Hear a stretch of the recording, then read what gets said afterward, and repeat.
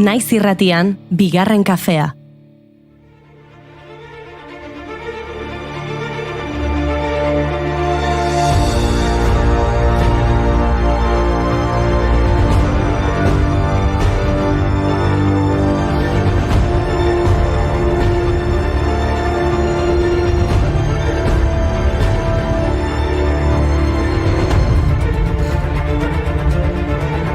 Arratsaldeon, goikaldeak elurrez zuritzen ari diren honetan asko dira beraien herri eta hirietako kaleak zurituta ikusteko desiratzen. Daudenak Pirineotan eta Arabaldean jada bota ditu lehen malutak. Euskalmeten iragarpenen arabera, bihar goizaldean egongo da baxuen elur maila, 300 metro inguruan. Baina badakizue, elurrak ere izaten ditu bere kapritxoak eta batzutan gutxien espero duen lekuetan zuritzen du gehien. Itsasotik gertu elurra ikustea ez da erraza izango iragarpen horien arabera, baina nik badut gogoa hain gutxitan ikusten diren irudi horiek berriz ikusteko, adibidez, hondartzan jendea eskiatzen. Dirudienez, elurra benez taltzen duenean, bider desagertzen dizunean, zangonezun, zergatik izkutatzen zaren, Impozik urtarriako elurraz Iriaren lehenko argia. Temperatura hotza baina giro beroa Getarian izango dute oraintxe. Izan ere, gaur goizean dastatu dute txakolin usta berria. Baten batakaso siesten ere izango da, baina arratsalderako ere bada plana bertan. Herri kirolak eta bertsolariak izango dira. 24 upatiek izan dira usta berriaren dastatze ekitaldi horretan. Irekiera pregoia Sebastian Lizaso eta Andoni Egaña bertsolariek egin dute. 2023an jatorri deiturako 4,3 milioi botila merkaturatuko dituzte guztira. Ekoizpen zurikoa da oraindik ere nagusi, baina arrosa elaborazioak gora egin du batez ere esportazio merkatuan. Ekoizpenaren 10% izanik.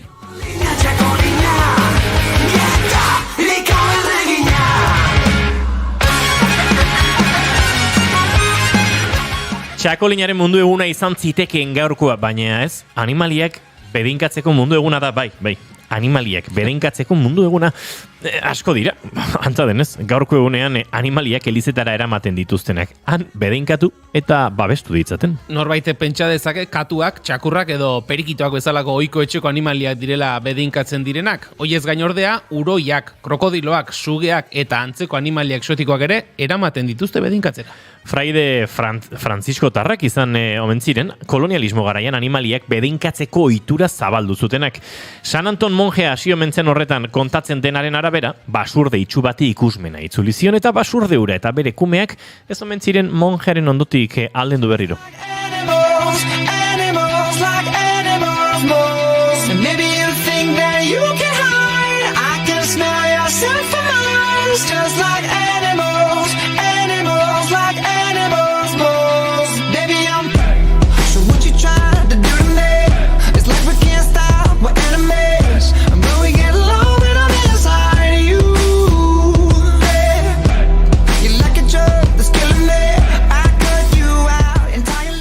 Guretik gertuko gaurko egunez despenalizatu zuten abortua Ipar Euskal Herrian 70ko hamarkadan Frantziako estatuan indar handia hartu zuen mugimendu feministak gai horren inguruko borrokarekin. Garai hartan urtean 250 eta 300 emakume artean hiltzen ziren abortu klandestinoen ondorioz. Lege horrek erraztu zuen abortatu nahi zuten hegoaldeko emakumeak Ipar Euskal Herrira joatea. Behin legea bezala ezagutzen da. Gaur 28 urte onartu zen hori. Izan ere Simon Veil orduko osasun ministro zenak bultatu zuen legea. Frantziako gobernu ezberdinetan hainbat alorretako ministro izan zen Veil.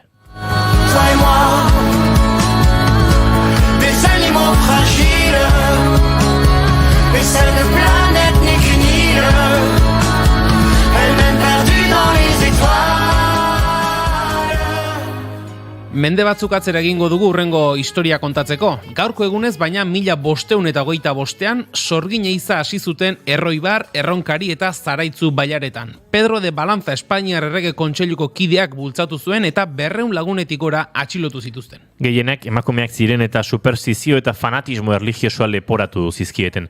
Atxilotuetako asko urkatuz. Denak ziren gaztelaren konkistaren aurka posizionatu ziren herritarrak eta gertaera horrek herritarren artean eskandalua eragiteaz gain, beldur handia ere eragin zuen. Herrietako abadeak eta Nafarroako gorteak kexu azaldu ziren jazarpena kasu faltsuetan eta torturetan oinarrituta zegoela salatuz.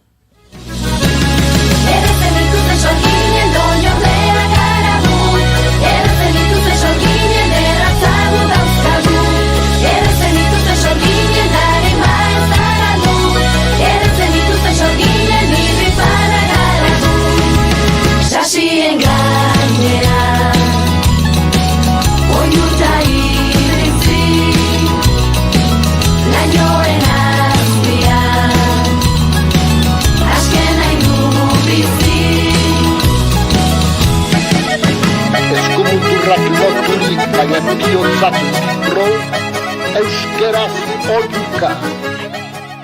Eta Bilboko Arriagantzokiari izena ematen dion Juan Crisostomo Arriaga konpositore bilbotarrak gaurko egunez hiltzen biriketako gaitz batek jota.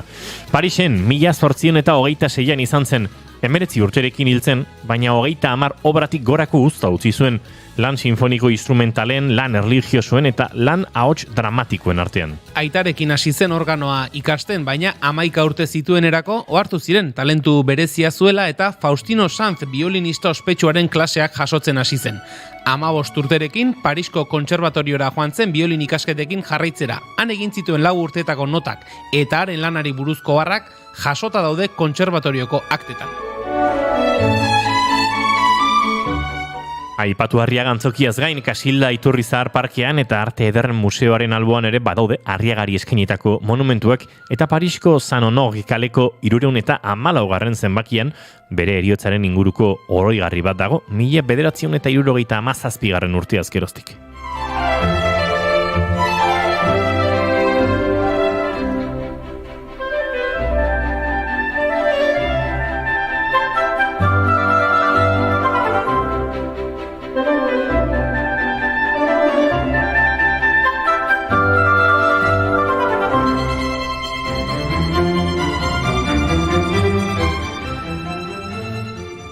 Eta Cassius Marcellus Clay Jr. jaio zen urtarriaren 17 batez 1952an. Amerikako estatu batuetako Louisvilleen.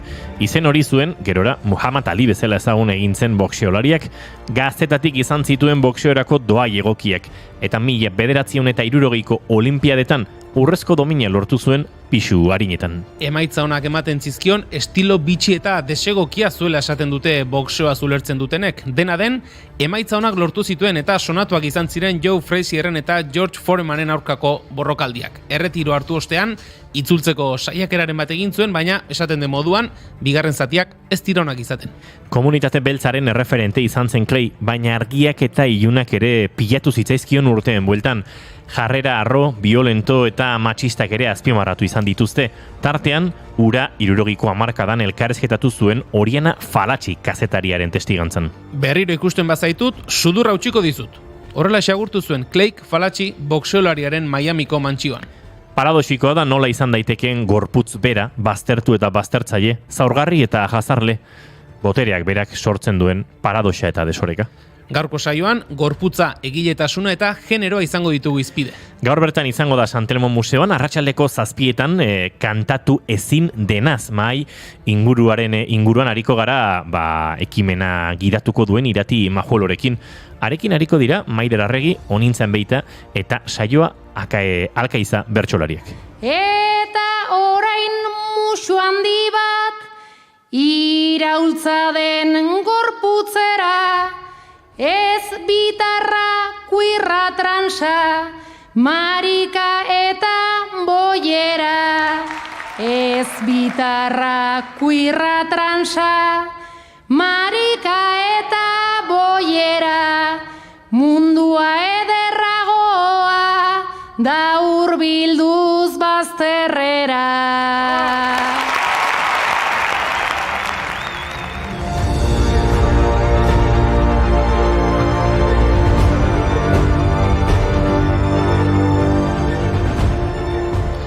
Hori izango da gaurko menuaren plateretako bat. Horren aurretik, sarerako modura, sukaldaritzaren pasioaz hitz egingo dugu Javi Ribero jartzarekin. Eta pasio horrek jatetxe arrakastatsu bat izatera nola eraman dituen kontatuko digu.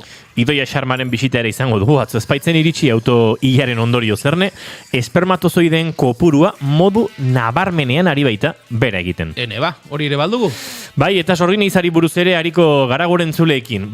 Horixe menua eta gu prest, bazkalosteko kaferako. Urtarriak 17 ditu gaur, eta aste artea da ongi etorri guztioi bigarren kafera.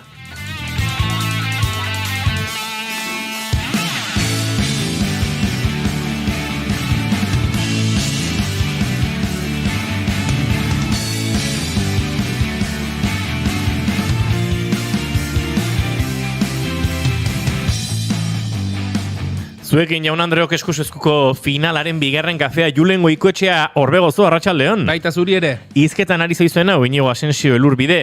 Gaur bigarren kafeak 511 du, urtarrilak 17, arratsaldeak 4 eta 14 minutu, eta hemen 2, Leicester 3, eta gerora gehiago izaten joateko prest, eta datozen 2 orduetan zuekin bat egiteko intentzioarekin. Ongi etorri guztioi bigarren kafera naiz irratian zarete.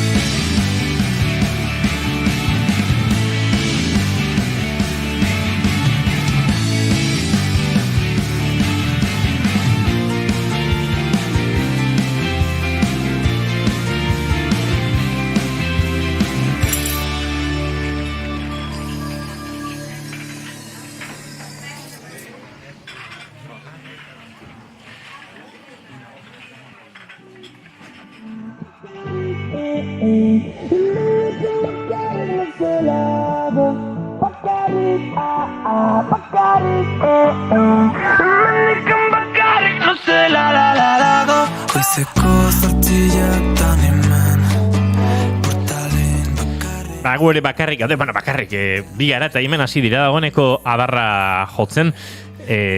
Gorka Santestebanek idatzi digut, adio kaixo, gaur biok bakarrik, alegi Tolosa, más de lo mismo. Nola más de lo mismo. A ver, Gorka, hori argitu behar diguzu, Más de lo mismo horrekin zesan nahi duzun, A ver, asarratu ez du egin behar, Gorka? Eta nik galdetu dut Gorkari, Beotibar pilotalekuan partida? Lauterdian edo... Horendik ez dira lauterdiak, horendik laurak eta hogei. Laugarren kuadrotik pasatzeko ere komeria izango nituzke guio. Haundiak.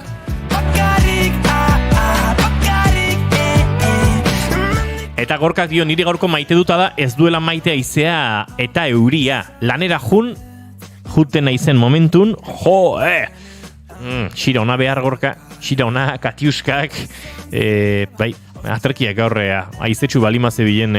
Alperrik. Alperrik.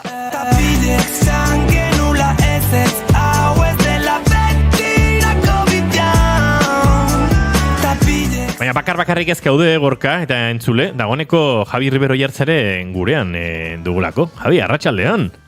Atxaldeon. Zuere, pixka guztita baino xira onarekin ikusi zaitut. Bai, gotza iritsia eta gustoa. Honek ere badu sukaldaritzarekin lotura, zehotzarekin izaten ditugu jaki gustokoagoak, gero kontatuko dizut zelako babarrunak prestatu nituen igandean, Javi. Gala.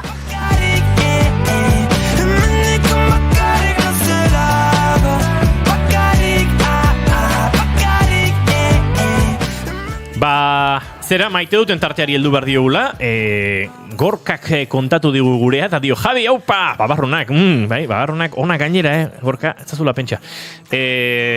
Baina, Julen Goikoetxea Orbegozo, zein da zure maite duta? Nire gaurko maite duta badu lotura, espero eta jendeak emeste desiro duen elur horrekin, ez da? Oroitzapen batzuk, torri zaizkit gaur elurraren bueltan, bat umetakoa, hortxe, igande elurtu batean, asteburu elurtu batean joan ginen, gurasoekin eta hien kuadrillakoekin eta lurretan ibiltzera, trinuak eta plastikoak eta bestelakoak hartuta, eta jetxinitzen aldapa batean bera trineoarekin, eta hortxe, mendian egoten diren, paserri ingurutan eta egoten diren, itxitur horietako baten kontra bukatu nuen, eta nik, inertzia zerregin, altxa trineotik, eta ni altxan itzen bezala trineoakan jarritu zuen itxituraren azpitik goiti bera, eta errekazu loraino erori zen. Ojo! Enuen brometako disgustoa harrapatu, baina gurasoek eta hien lagun batzuk lortu zuten, trineoa berreskuratzea, eta bintzat, kolpe handirik ez nuen hartu, disgusto handiagoa, behin altxa eta trineoa joaten ikusi nuenean, eta hori da bat, umetakoa, beti izan gara harta buru xamarrak, eta horre frogatu genuen, eta bestea, duela urte gutxikoa, tokatu zitzaidalako nire hiloetako batek elurra lehenengo aldiz zapaltzen zuen momentua ikustea. Wow. Eta bitxi egin zitzaidan, ze atera zen kotxetik eta lurrera begiratzen zuen, dena txuri-txuri ikusten zuen, eta pauso bat ematen zuen, eta oinetakoaren azpiari begiratzen zion esan ez dela, hau zer den, eta lehenengo pausoiek bitxiak izan ziren, eta gaurko maite duta. Badugu dagoeneko 2023 garren urtean garela, denok ere bidaiatzeko aukera, denok ere, privilegiatu garenok eta lehenengo mundu hortan bizi garenok, eta gaur egun zaila da topatzean norbait adin batekin, ez dakite adinez nagusi dena, itxasoa ikusi ez duena, edo elurra ikusi ez duena. Baina, oraindik tarteka mundutik bueltaka, nik topatu izan ditut horrelakoak, ez? Batez ere, igual beste latitude batzuetan, sekula elurra ikusi ez dutenak, edo alderantziz, ez? Oraindik bada jendea, ez zain urruti, eta itxasoa ikusi ez duena, eta lehenengo itxasoa ikustera datorrena, eta horrek, atentzio ematen dit, zer den privilegio azteko, ez, batetik, baina zer den lehenengo aldiz, itxasoa ikustea, ozeanoa ikustea, edo ikustea lehenengo aldiz elurra, eta norbait ibiliko da, egun hauetan Euskal Herrian elurra egiten duenean ere, lehenengo zelurra ikustekotan, akaso ezain gaztetxo, zorionez eta ongitorriak dira migratzaileak, eta badira, segun ondi datozenak ere, horrelakorik ikusiko ez dutenak. Ze gauza, Bai. Nik jake Javi etorri den sukaldaritzarekin lotuko duen ere maite duta. Igandean banuen konpromisotxo bat nire soziedadean, eroetxe elkartean, bazetorrelako lagun batez, lagun bi edo lagun niru, Maialen Txorraut, olimpiar txapelduna, haren senarra eta entrenatzaia Xabi Etxaniz, da euren alaba, banuen aspaldi konpromisoanik baharrunak eta txuleta prestatzeko. Eta goizean goize jaiki, eta tira, kide batek, Javi kondo ezagutzen duen elkarteko kide batek idatzi zuen direktibaren taldera, ze hori egokitu. Zaire gara jauetan, aizue, zerraia izorratuta dago, eta hau irikitzeko arazoak, eta orain ez da izten, eta badago kit gainera elkarteko presidente izatea, gehiago, ez? Venga, zoaz eta konpondu. Joatekoan nintzen bestelare baharrunak goizeko amarterriak aldean, lapikoan jartzea. Zesan, Javi Riberok ez da iziritzi izango duen, eltzea azkarrari buruz, baina, badago baharrunekin, tradizioa, motelegin, desan, kontatzen badio Javiri, igual, aste artean, etzei urratira, etorriko, eta premia baduguta.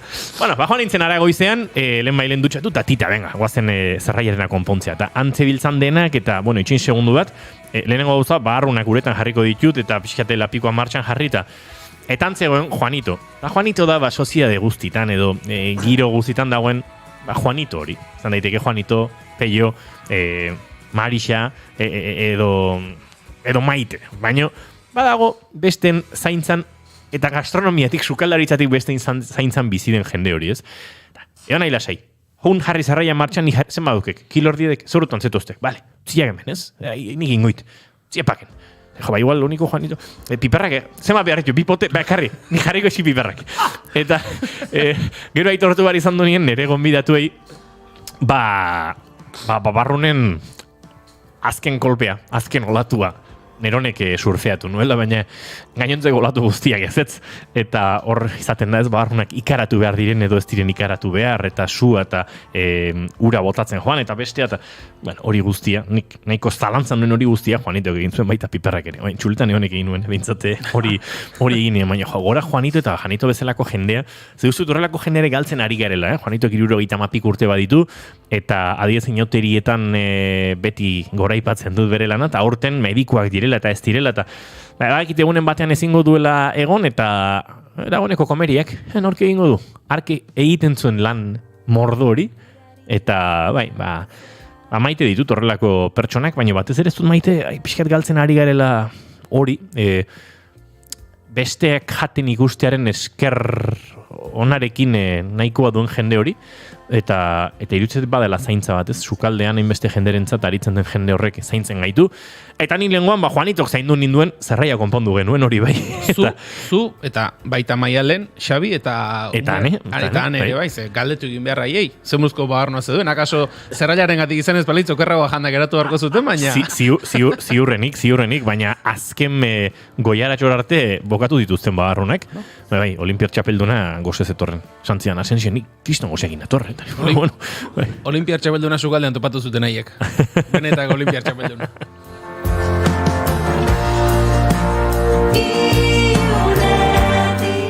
Javi Rivero Jarza zein da zure maite duta? Pentsatzen itzan, sartu nahi zen momentutik, hotzakin zuk aurratu iazu ez, hotzakin zerikusiak aten plater guztioik ez, berriz gorputzak oiara askatze igulako, epela askatze igulako, eta horrek ezinbesten bultzatze gaitulako sukalden denbora gehiago pasatzea, eltze azkarra eta olako tresnen aurkako filosofia txiki hortan, enago aurka, ez da inondik inoare, baino bai sukaldeak askotan oparitzen dizkigula osnarketarako momentu pila bat ez, eta horrelako momentu netzako dia sekula jaso daitezkeen opari gaundinetako bat ez, osnarketako momentu horiek nun eltzea lanen daon, azkarra izan edo ez, eta hoxe, norbean zako tarte pixkat hartze dula, eltzei begira, soilik, hortaz, hotza maite dut.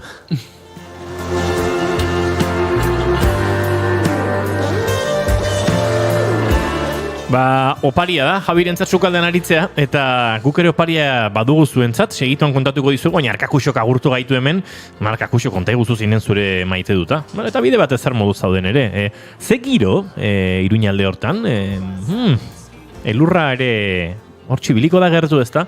Ez dakit, nik uste Iruñarrek badutela, usaimenean elurra usaintzeko igual beste gaitasun bat egoten da, ez elurra datorrenaren usain hori, pixkate kostatik gertuago bizigarenok gutxiagotan ikusten dugu elurra, baina usaimen hori garatzen da. Maite dut arropa goxo-goxoa jartzea, badakizue rollo pelutxiko moduan.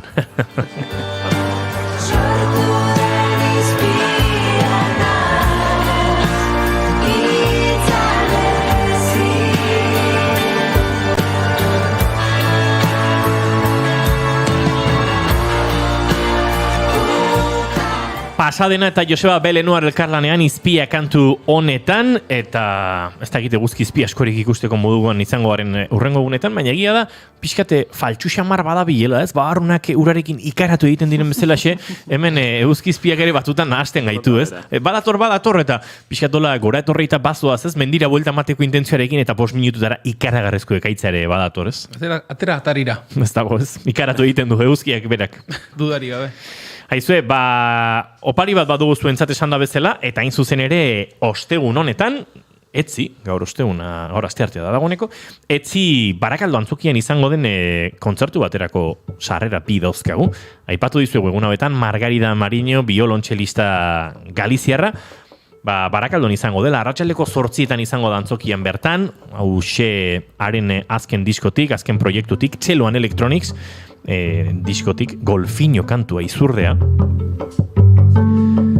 Eta esan da bezala, Barakaldo antzokira ostegunen hurbildu nahi duenarentzat, 2 sarrera dauzkagu, beraz, zozketatuko ditugu zuen artean, gure Instagram kontuan baduzu hortxe story batean zeldatxoa, sarrerak hitza idazteko, edo bestela hementxe gure txatean, edo bestela gure WhatsApp edo Telegramean, 688-zazpibi-544 telefonoan, eta hementxe Arkakuxok dio, arala erultuta do, eta goñi ingurua ere.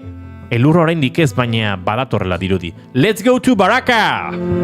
Barakaldora etorri nahi duenak, Barakaldora joan nahi duenak, hori besterik ez du egin behar. Sarrerak idatzi eta Margarida Mariño, biolontxelista galiziarraren kontzerturako sarrera 2 zozkatuko ditugu. Eta biharko saioan bertan egingo dugu hori, beraz, mugitu zaitezte.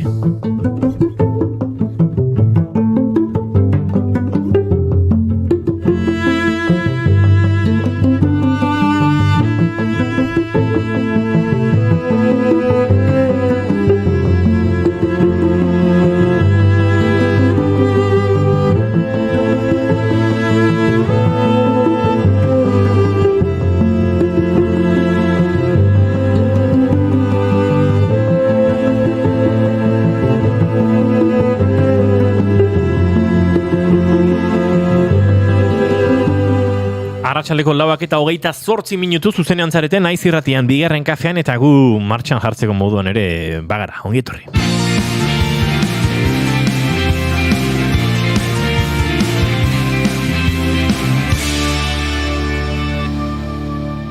Bigarrenak ez direlako beti okerragoak. Bigarren kafea. Ikasteko presa daukat eta artisauaren marmolezko egonarria. Kalera baino lehen guztion antzera, eguneko maskara aukeratzen. Distorsioari itxasita, barneko galderei entzun gorre egiteko. Edoriek denak behingoz kolpe baka. Kantu honetan badio Gorka Orbizuk pasioa dala hemen exigitzea zilegiden gutxieneko hori eta guke Javi Ribero Jartzarekin gaur beti baino gaur berezik hitz egiteko pasioa hartuko du izpide. Ama jatetxearen inguruan, ama taberna, jatetxe, etxe, sukalde, leku goixo, lehun, ez da egit, gauza asko dira ama, baina batez ere pasioaren gotorlekutxo ere bada ama, Javi, eta hitz egin behar dugu, nola heldu zareten onaino kontatzeko, baina batez ere aurrera begira ere amak emango dituen pausoen inguruan. Sango nuke baietz ama badela, ez pasioan oinartutako proiektu bat. Ama elitzek existituko pasioi gabe, bizi izan ditugu, ia 5 urte hauek bizirauteko momentu batzutan, bizitzeko beste batzutan, pasio gabe, ezinezko izango litzeke ez, hemen neotea bai Gorka Bilok eta gaur egun ama osatzen duen familia guztik. Baino bai da egia, ilusio horrek bultzatu gaitula, bultzatu gintuen ama martxan jartzea, taberna formatun, taberna txiki formatun, nun bagenekan helburu bat, zana, nolatxeko luxuzko momentu hortan zirudigun produktu hori gertuatzea, jendean gana heleraztea, formatu, gertuagoako baten, alegia, pintxo formatun, platera hondik zianak eskaintzea, olako ideatxo batekin jaio zan, eta gero pixkanaka, zure pasio horre forma aldatzen du, beste bideo batzuk hartzeitu, eta gure eskaintza, taberna izatetik jatetxe izatea bilakatua. Eta gaur egun hortan gabitza, zuk esan bezala aurrea behi da erronka berrikin, eta berriz egin darrez, pasatxeon, 2 urte hauek eta geho, berriz oso ilusio potente batekin aurra bira. Pasioa eta lana, lana asko. Lan asko. Lanik gabe ez dago bilarrik, azkenen guk pentsaku gure ilusioa zala guri benetan motibatze gintuen hortatikan bizitza eta hortako zan beste helburu txikitako bat beti esan dugu ez, gure ez dadila izan lana, gure izan dadila beste egun bat, ez, erronka berri bat egun bakoitzeko. Nun sekula ez deu sentitu, agian egun batzutan bai noski mundu guztik bezala, ez da gustoko lana izan, lana dala. Badaola ordutegi bat, badago bete behar bat, badaude alako konpromezu txiki batzuk, bezeroakiko, langilekiko, beste jende batekiko, bete beharra dauden egunero. Baina sekula ez dugu izama bat bezala sentitu ez, gero norberak bere etxera eramaten ditu nola alako buroste txiki horiek, eta horiek kudeatzen izaten da benetako erronka, lanetik aratago, lanetik kanpo. Baina, beti izan da ilusio aurretik eta beti izan da gure pasioa aurrea mangatxuna eta indar eta zamakillo izan du pasio horrek beste guztiago. Baina, hortaz, lana bai, baina gogo horrek bultzatu gaitu era bat. Jendeak pentsa dezake ama badela, Javi goi sukaldaritzaren ondorio, goi mailako sukaldaritza, gero sartuko gara ez, bertako produktuen eta horratzean dagoen filosofia hortan ez, baina sukaldaritza zaratago, teoria, ez dakit nola ditu, ofizioa, kudeak eta hori guztia ere badago hor. Zuek oso metodikoak zarete, oso ondo neurtzen dituzue gauzak, informatika ere badago presente zuen jatetxean, Excel taulak, dena esan beharra dago. Jatetxe batek bideragarria izan behar du, eta hor ere badaude, ez? askotan, egunotan aipatu dugu, ez? Joan da pikutara duela gutxi Iruizarretako jatetxe bat, betea zegoena, pentsatzen dut kudeaketan zerbaitek etzuelako, behar bezala lan egiten edo ez dakit. Oso garrantzitsua da, pasioa neurtzen jakitea eta orekatzea, ez? Arrazoiarekin eta... Horrek nola batxe albideratu behar du zure pasio izaten jarraitu da inez. Azken sekula ikusteztan lana da, baina ia eozein ekintzaien, hainbat esparrutan ez, hainbat aktibidadez berdinetan nun kudeaketa adibidez ekonomikoa ez, zuk esan bezala, oinarritako bada, azkenen gu ontatik bizi gara eta honek eman behar digu soldata bat, nun gero gu bizitzeko aukera dakagun ez, bizitzari aurre egiteko eta aldela ondo aurre egiteko. Lehendabiziko helburutako bat izan behar du oreka oialik eta azkarren bilatzea ez, eta ez jakintasunen erori gabe ez, erabakik ez jakintasunetik hartu gabe, hor dago benetazko arriskua lehendabiziko urte hortan ez, bizirauteko edo ez bizirauteko lehendabiziko urte horretan, laguntza eskatze ezinbesteko izatean, dakin horrei galdetzea nola egin dituen gauzak, eta laguntza onartzea, askotan, badiru digu gure ideia oso ona dela eta gure ideiarekin maite mintzeak duen arriskua zer gutxi mintzatzen gara askotan, ez? Zein ideia ona daukagun, baina jendeari helarazteko aukerarik ez badugu, idea oso ona izan da ere, ez dugu gure proiektu hori aurrera eramango. Hortaz, oreka txiki hori bilatzea noski ezinbestakoa da eta horretarako baditugu hainbat erraminta, hainbat teknika, tartean ez, informatika, badago jende espezializatu hortan, asesori moduko, beste hainbat jende, non horiek denak kudeatzen ikasi beharra dugun oso azkar jatetxearekin aktibidadeekin batera, ez? Azkenen gu erosketa simple baten erabaki hori hartzen dugun momentuan, atzetikan dagoen lan guzti, lana askoz ere handigoa da, ez da erabaki soil bat, non produktu hau nahi dudan erabili, eta listo baizik eta ze koste duen produktu hori, zenbaten saldu behar dut, zein da zuk aipatu bezala atzetikan dauken errelatoa zentzua duen edo ez gure proiektuarekin, eta horrelako elkarrizketetan konturatzen ez benetan, ostras, eske erabaki soil bat hile automatikoki hartzen duen erabaki batek zenbat erabaki txiki dituen atzetikan. Baina erabat, gauza askotara egon behar dugu ez soilik sukaldean aritzera, eta horretarako talde hon bat eukitza bezalako ez dago. Erabaki soil bakoitzak ondorio batzuk ditu, zuk aipatu diguzu, ez? Lehenen urte hortan laguntza eskatu, jakin nondik, ikasi, lehen ikasi, zoritxarrez, normalan horrelako proiektu baten atzean ez da egoten, ez? Alperrik denbora pasa eta zuloa onditzen egoteko nahikoa koltsoi, eta beraz behar da, ez? Bideragarri proiektua lehen unetatik izatea. Baina gero badago bestalde hori, ez, aipatzen genuen errelatoarena. Zuek hasiratik ere garbi izan duzue, zerbait kontatu nahi zenutela sukalderen bidez. Eta uste dut, hori zela, ez duk esan duzu, gutxitze, asko guztatu zaitez, gure ideiaz maite mintzearen arriskuaz inoiz gutxitze egiten dugu. Eta oso eta interesgarra iruditu zait. Baina zuek ideia sendo bat bazenuten. Eta maite minduta edo ez maite minduta, behintzat, ari fideltasunez zero aritu zarete. Bai, pentsa, hola, gordi motako, gu lehenengo 7-8 hilabetetan, ez genuen xosik irabazi, lana ikiarri ingenun, ikusten gure taberna bete indagunero, baino ez zonetekinik ematen.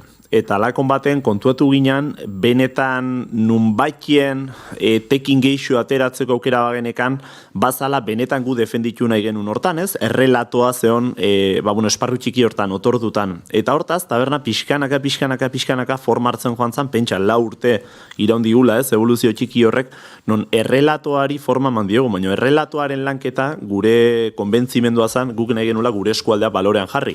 Eta eskualdea bea baloren jartzeko ikerketa ezinbestekoa zan, eta ikerketa denbora behar da. Hortaz, etzan gaurtik biharrea aldaketa bat egingo dugu, zerbait aldatuko dugu eta negozia funtzionatzen hasiko. Benekin transizioa planteatu behar genula, nun gure idea oso handia zan, baina denbora exigitzen zigun, eta tarte guzti hortan aguantatu inberra genuken. Osea, nola batxe, hemen mantendu inberra du negozioa, benetan gurea epeluzeko apostu da dalako. Ez, eskualdeari, nola batxeko erakusleio txiki bat eskaini nahi badiogu, ez? Bertako erakusle txiki hoiei, baserritarrei, oiturei, tradizioei, kulturari, ezinbestekoa zan nola batxeko estrategia antolakuntza txiki bat planteatzea, gure ingurua hobeto ezagutzeko. Horren ingurun hausnartu, forma eman, eta gero menu gastronomiko baten bitartez plazaratzeko gukindako lan, eta hausnarketa horiek. Eta iritsi izan momentu bat, nun iruditu zitzaigun gure hausnarketa edo genegan informazioa nahikoa zala, ja nolaitek komunikatzen hasteko, plazaratzeko gu gure inguru hortan mugatzen hasiko ginela. Hasieran ez genuen esaten naiz, gure barne lan hoi hortan ziar duen ez. Eta hoi guendala urtebete inguru izan zen, nun hasi ginen gure menua eskaintzen, bertako kultura baserrik eta eskualdea defenditzen, ez? Izen horrekin baserriak eta eskualdea. Eta esan nezake, inoizko esperientziak aberasgarri izan deula. Baizik eta, bertako ekintzaile ekoizle txiki horiek guztiek eman digutena orduztik askoz ere potentego izan dalako. Konturatu jan momentun guzen olako defentsa ikeduen bertako kultura, bertako produktorren ingurun, barkoa etorri dia, barkoa jo dia, salto txiki bat, baina eske ikarria izan da. Eta kontuatzea, zen olako beharra zeon baitare, ez, eskualdeko ekoizle eta ekintzaile txiki horien produktu defenditzekoa eskualden bertan, ez? Askok eta askok, lehen esan dezu ez, gurea izan daiteke abanguardia edo inovazioko sukalde bat, baina beti berdina erantzuten nik hortan ez, inovatzaile alda benetan, goendala 50 urtetan baserritan ikezana berriz plateran gainen jartzea, agian gaur bai. Agian gaur berriz bada inovatzaile ez, eta horrek zera hausnarture ematen du.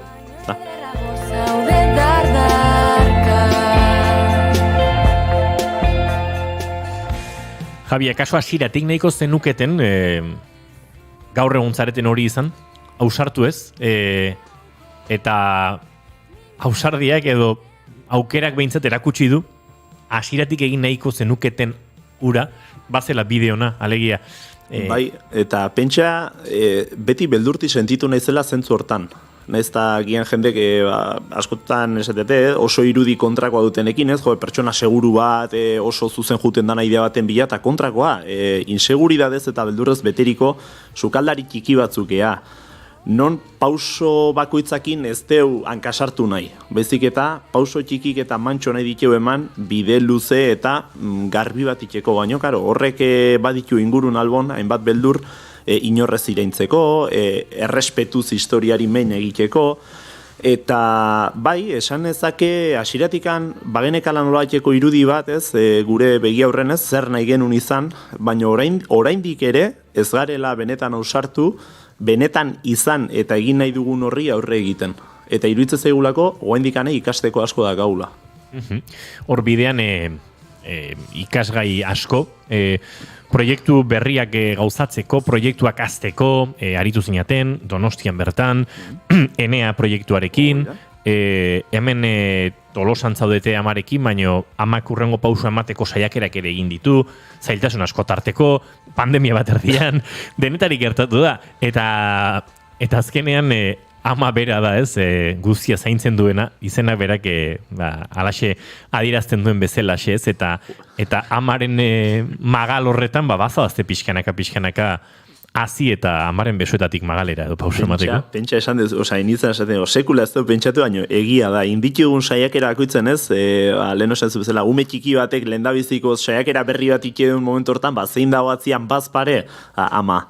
Eta oain arte ala izan da ez, inditugun, pasaditugun egoera eta saiakera guzti horien atzen, amak babestu gaitu, ama izan da berriz ere gure babesleku txiki hori, eta aman eskutik anazten jarraitu nahi deu, eta horretik, hauen Tolosan bigarren saiakera deu, mendikan hilabete tardi, bilabetea martxan egotea espero deuna, ama izenako duna, alegia, amari etxe berri bat jartzeko, asmoa deu, amak ere merezi duelako, proiektua nolake visualizatze deun, tamaino hori, eszenatoki hori izan dadin pareko, ez da, ez? Eskainiko duen eta ingo duen lan horrekin parean egon dadin benetazko lokal hori, eta gero, jaiotzen ikusi gaituen lokal horretan ere zerbait ingo dugu, gondigan ez dakigu zehatz, ez dakigu ziur zerretan nola izango den, baina mantenduko dugu, baina egia da, evoluzioa berriz ere, pasata guztiak pasata gero, aurrea begira gaudela, eta badatorrela aurrengo urratsa.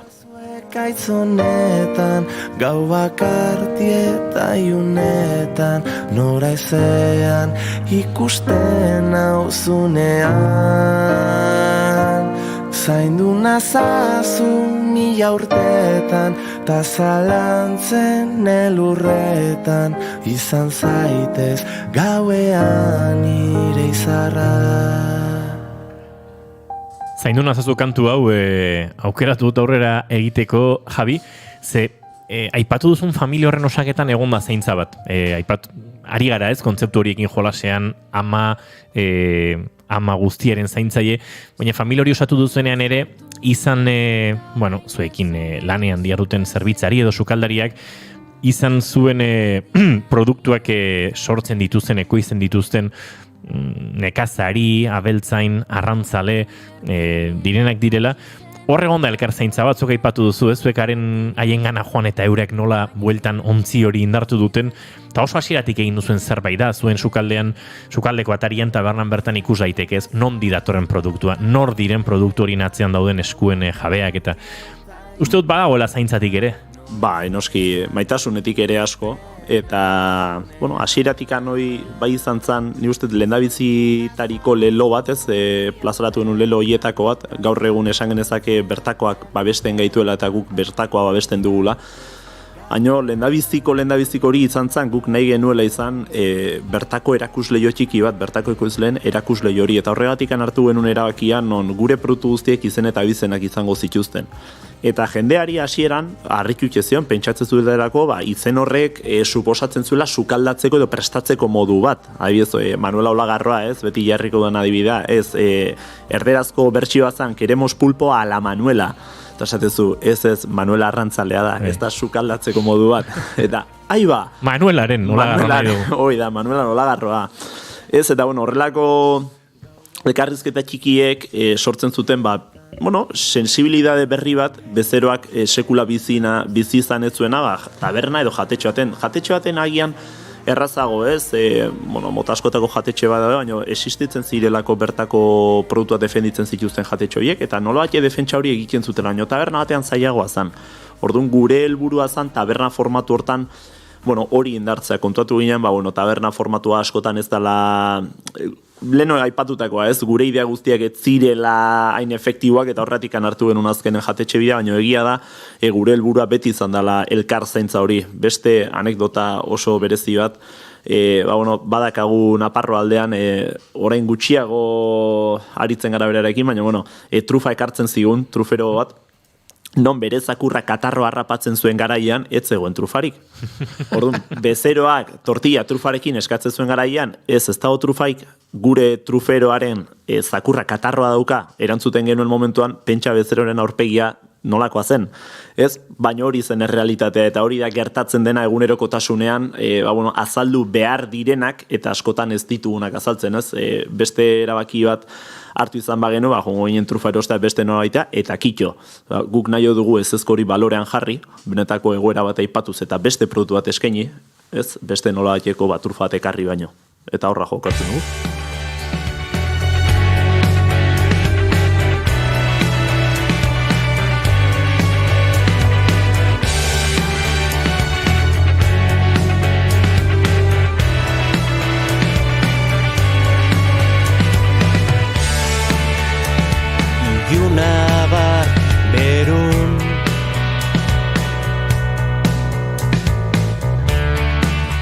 Tira baina entzuleariko da pentsatzen, ez dugu oso ondo lertu, hemen aipatu du Javik, amarentzat etxe berri bat datorrela, eta hor utzi duzu, bagoaz horren azalpenera ere, ze ama jatetxeak egoitza berria izango du Javi, laister esango dugu, udaberri inguruan, azkenean obrekin eta ez da ozeatz mehatze datarik ematerik. Zaila kontua baino, egia da, huendala ia 2 urteko kontua dela ez, ama jatetxe formatuan toki berri baten plazaratzeko gogoa dakaula, ez? Egoitza berri bat emateko amari. Eta dauneko ia data bat badakagula guendikan ez da zehatza, obrak ja aurreratu xamar daudelako, baina Tolosan bertan izango da, Berazubiko auzoan, eta espero dugu martxoan izatea irikiera hilabete hori izan apiria izan maiatza, udaberrian izango da seguro. Zer emango dia amari leku berri horrek, espazioa hasteko? Espazioa, ama txikia da, ez dautze ez duen horrentzat. Eta ez da askoz ere handio izango, jendek espero du alako pabelloi bat, ez, goen daka une txikia ikusi da, komplexu hori, ez, pabelloi batekin hasetuko dola, ez da askoz ere handio izango, baina toki erosoago bat, altuago bat, argia ere askoz ere gehiago izango du sukaldea bistan, adibidez, kontzeptu berritzaile, gaur egun agian ez horren berritzaile, baina diseinatu den momentuan bai bazan, iruditzen zaigulako, gure lana egiteko moduak balore oso potente izan dezakela, bezeroak gu lanean ikusten bagaitu, ez bakarrikan zerbitzatzen baizik eta sukaldean ere. Espazio gehiago esan duzun bezala, leku goxoa eta txiki ez jarraituko du, ez da jatetxea handi bat izango, baina akaso tabernatik jatetxera pauso emateko nahikoa bai. Nahikoa, oida. Azkenen guendakan arazotako bat ez, talde handirik ezin dugula ia onartu, edo bi maila handi baldi madoia, taberna hitzen diogunez jatetxe izan gaur, bete egiten da, eta espazio berri honek emango digun aukera, ja maila handixeagoak dauden garaian, mai gehiago sartzeko aukera, bezero gehiago sartzeko aukera, izan gabe 50, baina 20-24 bezerotikan, 30 luze bezero izatera pasa gaitezke hortaz, familia diren, horrelako mailak eta atenditzeko aukerari izango dugu, ez? 8-10 lagun eta horrelakoak. Tamaina zertxo baita hasiko da, proiektua zertxo baite hasiko da, baina hazia berbera. Hazia berbera, beti esateu da, aspaldi esan gabe noan, baina hazi honik gabe ez da bigarren lorerik. Ez? Eta, betu aztuan ekan eta eskertzizute, horrela hazian kontua ateatzea benetan. Ze egia da, filosofiaren kontua ere, ez genuen uste, baina berriz ere planteatu diogula gure buruari, zein izango den lan hildoa, naiz lan hildoa bere izan, nola komunikatu, nola plazaratu, ze eskaintza mote izan, jarraipen eman egiten ari garen horri, erabat berritzaile izan daiteken eskaintza bat eman, eta nik uste aterako den emaitza, ez dala izango soilik amaren egoitza berrian plazaratuko dena, baizik eta gaur egun ama kokatzen den espazio horretan, egingo dugun horretan ere nabarituko dela orain hartuko ditugun erabaki horiek. Eta bi bide oso ezberdin, baina oso lotutakoak izango dira.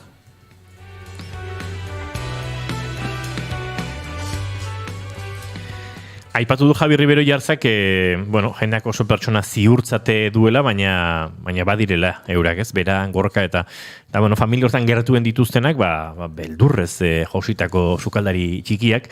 Beldurra ematen du paus honek, Javi bada bertigotik edo nahiko ziurtza bete proiektuaren pausoarekin. Ziur bagaude, errespetua ematen du, beldur txikiak beti daude, ni uste beldur txiki ere errespetu deitu altzaiela, baina nik uste pasadeun guztia pasata gero beldurraren perspektiba ere aldatu egiten dela, ez? Askotan, pertsonen artean ere askotan mintzatzen gara, ez? Batentzako arazo txiki bat izan daitekena, beste norbaitentzako izan daiteke arazo handi bat. Nik uste horretan asko ikasi dugula, azkeneko 2 urte hauetan, bai gorkak eta bai biok, eta inoiz baino lotura indartsuago dakagula bion artean, babesa handiagola ematen diogula gure buruari, ez bakarrikan lanean baizik eta pertsonalean ere, eta horrek nolabaiteko segurtasuna ematen digula jakinda batak bestea alboan daukala, eta horrek aldi berean indartzen du eta aurrera begiratzeko indar hori handitu egiten du. Hortaz, beldurretikan errespetura, bai, errespetua badiogu, baino sentitzen dugulako daukagun ardura gure inguruakiko geroz eta handiagoa dela, eta sortu nahi dugun inpaktu hori ere handiago izaten jarraitu nahi dugula, orduan, bai, errespetu ematen du, baina hona ditu gauzak berdin egiten jarraitu.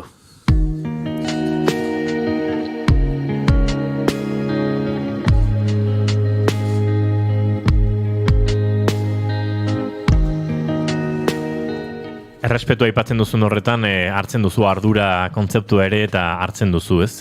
Sortu duzuen komunitate hori, Javi. Komunitate hurbilekoa, eskualdekoa, baina nahi gabe ere, eta kontatu behar dugu, ez? Ama bada, ia nazio mailako proiektu bat, Euskal Herria txiki honetan, Euskal Herriko zenbat txokotatik etorri den jendea, hain txiki jaiozen jatetxe hortara, gero itzen dugu, ze estatu mailatik eta nazioartetik ere etorri dira asko, baina Euskal Herrian eta esango nuke bertakotasunak, euskarak sortzen duen elkarrezaintza hortatik ere jende asko izan duzu zuenean. Pentsa. Bai bezero, bai sukaldari, taldekide, ekoizle,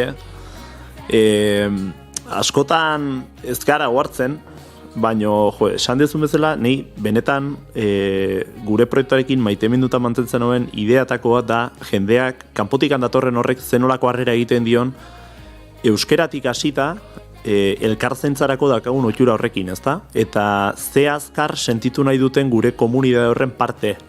Eta euskeratik hasten da, ez? Elkar euskeraz agurtu, elkar euskeraz barkamena eskatu, elkar euskeraz eskerrak eman.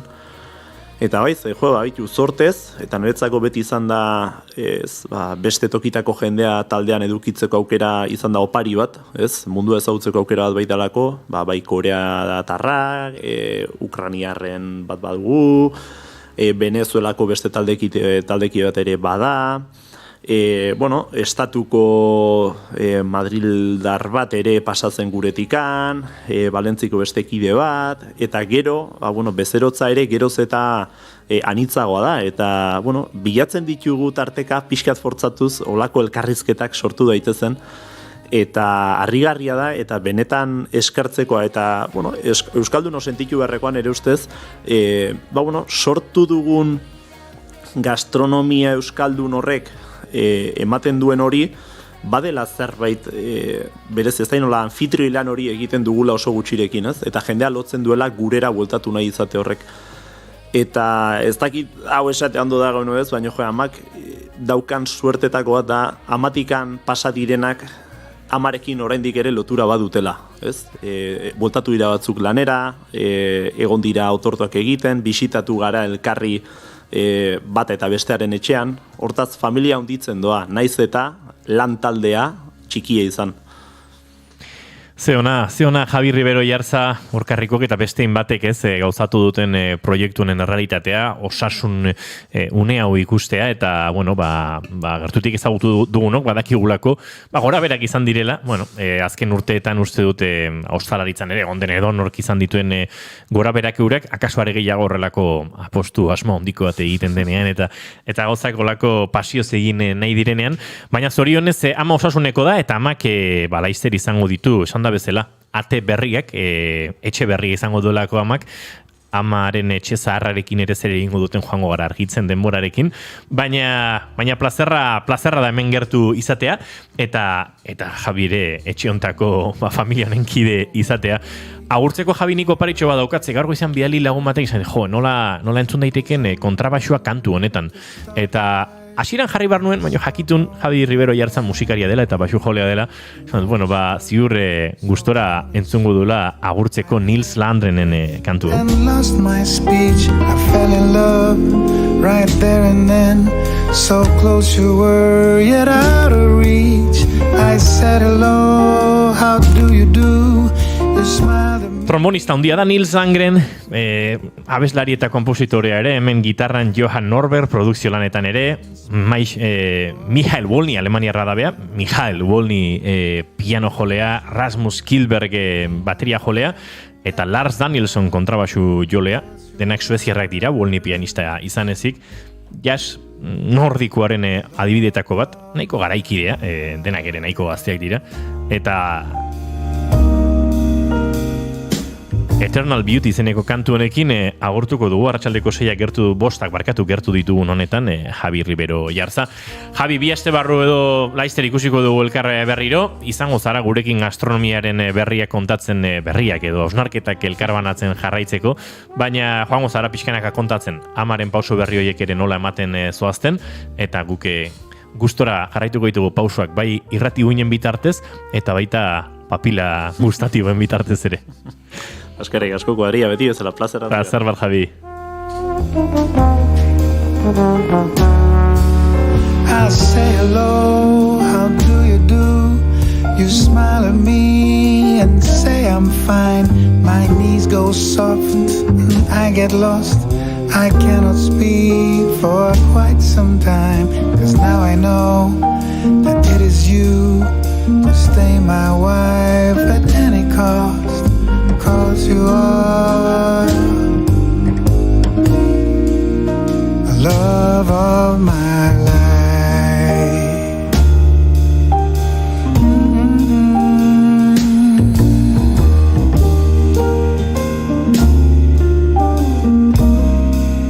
The love of my life.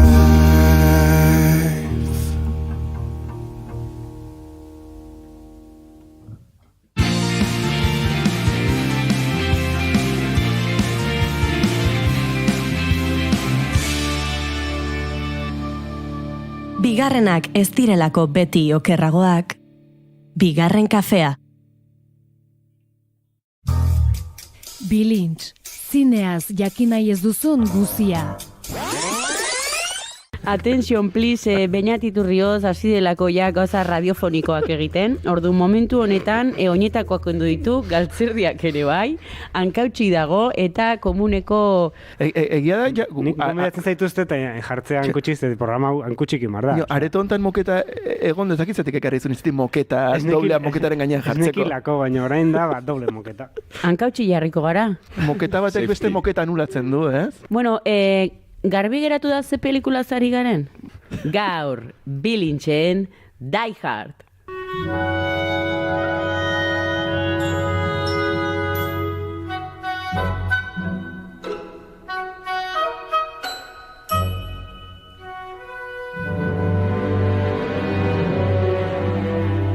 Entzun Naiz Irratiko webgunean edo podcast plataformetan.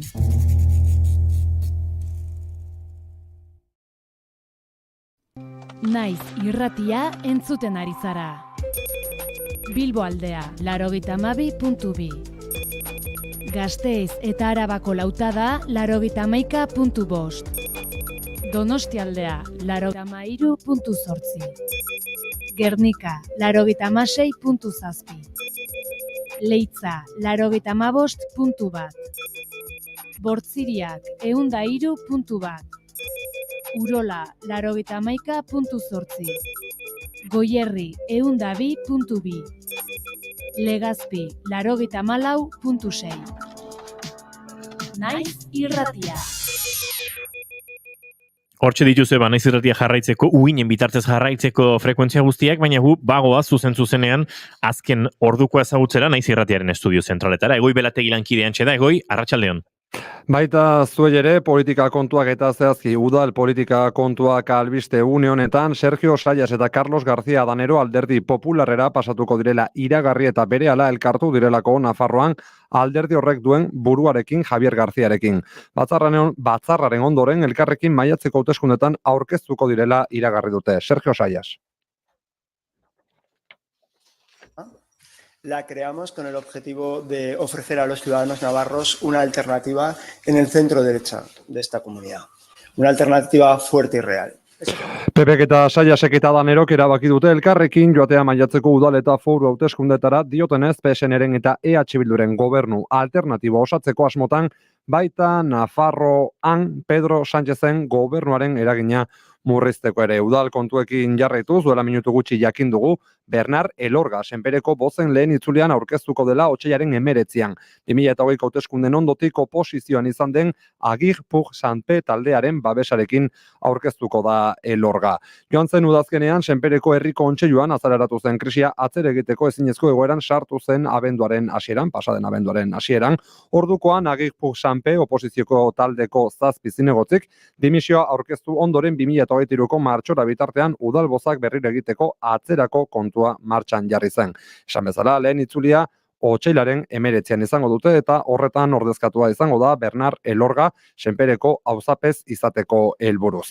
Errepidetara begira, trafiko zuzendaritzak dio ez dugula aparteko goraberarik arratsaldeko une honetan, hori bai eguraldia ez dugu batere lagun gaur gure geografian, arretaz gidatu beraz mesedez. Arratsaldeko 5:02 minutu hauxe dena momentuz informazioa berrituko dugu arratsaldeko 6:00 aurrera beti bezala, informazioaren ariaren 3. edizioan. Gero arte.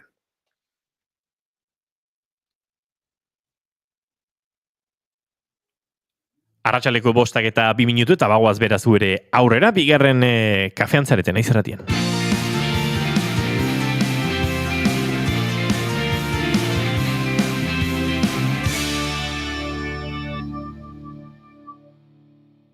Bigarrenak ez direlako beti okerragoak, bigarren kafea.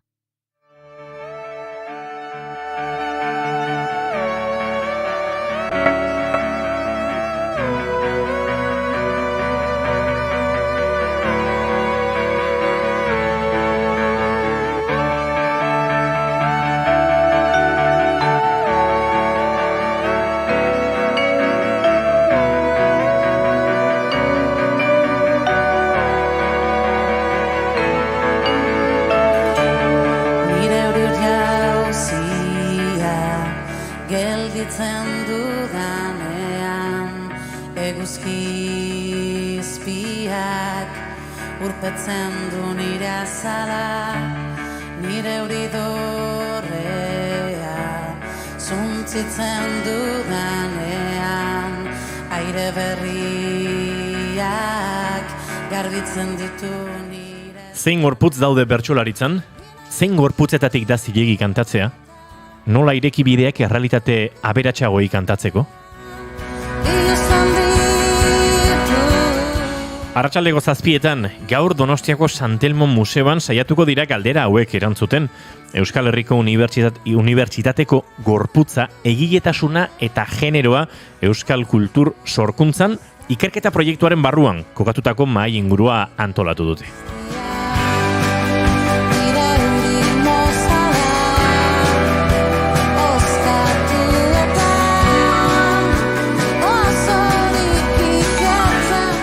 Proiektu honen helburu nagusietakoa da diziplina artistiko desberdinen arteko elkarrizketa sustatzea eta diziplina arteko ikuspegi batetik heltzea gorputza eta sormen artistikoaren arteko auziari. Mainguru honetan bertsolaritzaren mugez eta aukerez jardungo dira. Saioa Alkaiza, Onintza Enbeita eta Maider Arregi izango dira bertan eta Irati Majuelok gidatuko du mahai ingurua. Telefonoaren bestaldean dugu Irati Majuelo eta agurtuko dugu. Noski, arratsaldeon eta ongi etorri bigarren kafera, Irati. Arratsaldeon. Bueno, aipatu ditugu erantzun nahi dituzuen edo erantzuten saiatuko zareten galderetako batzuk, ze esparru zabalean murgilduko zarete gaur arratsaldeko mahai inguruan, esango nuke esparru zabal horretan murgiltzeko ere, bueno, bidelagun onak badituzula eta denen artean saiatuko zarete, ez horrelako gai zabal bati, bueno, helduleku batzuk edo proposatzen. Bai, oso gai zabala eta potoloa da aldi berean, ez? Azkenean, denok daukagu gorputz bat eta bertsolaritzan oso presente dagoen zerbaita, baina egia da askotan ere ez dugula horri buruz hitz egiten eta galdera asko sortu daitezkela horren inguruan. Da, ekite erantzun zehatzetara egitiko garen, baina bai zehetuko gara behintzat abia puntu bat ematen. Hausnarketa interesgarriak behintzat izango dira ziur, zurekin izango diren gorputzak edo pertsona gorputzen dituzten izen horiek ere badutelako ez, zer esana gai honen inguruan. Guke bertsoban aukeratu dugu, bai saioa, bai Onintza eta bai Maiderren bertsobana, nolabait gaiera hurbiltzen saiatzeko, baina ez dakit gaur bestelako bidetatik arituko zareten. Lehena, saio Alkaizaren uste dut aski ezaguna den bertsoa eta Nafarroako txapelketa nagusiaren final hartan agur modura erabili zuen hauxe. Eta orain musu handi bat iraultza den gorputzera, ez bitarra, kuirra, transa, marika eta boiera. Ez bitarra, kuirra, transa, marika eta boiera. Mundua ederragoa da hurbilduz bazterrera.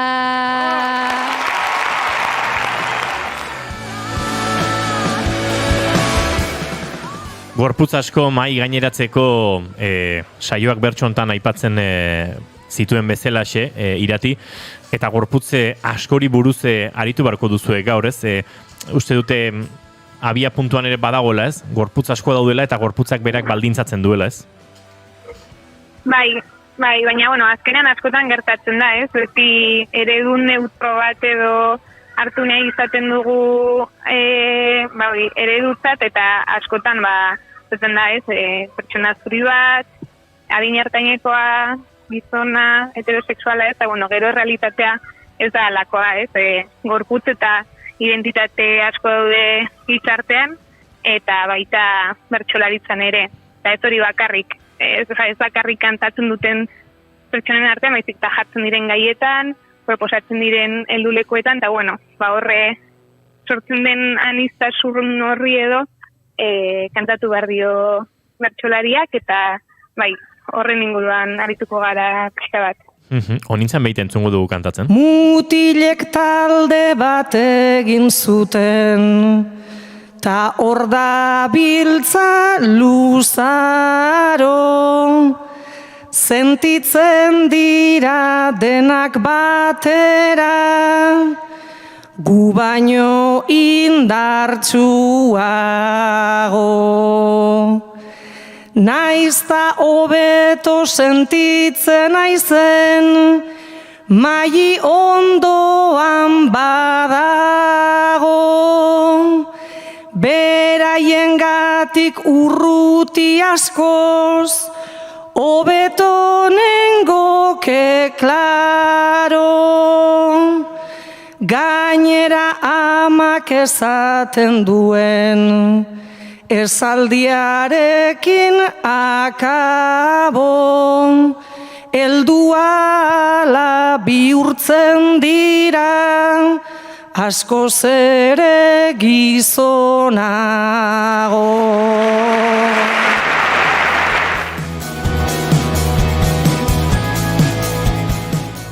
Irati, abia puntua Euskal Herriko Unibertsitateko gorputza, egiletasuna eta generoa Euskal kultur sorkuntzan, dela esan genezak edo behintzat, ikerketa proiektu honen barruan kokatuta dagoela maingurua, ez dakit, hiru kontzeptu hauek ere, banaka hartuta erraz uler ditzakegu, akaso erronka, gorputza, egiletasuna eta generoa, zeharka ulertzea eta elkarren arteko talka horretan ulertzea izango da erronketako bat gaur arratsaldeko mahai inguru horretan, ez?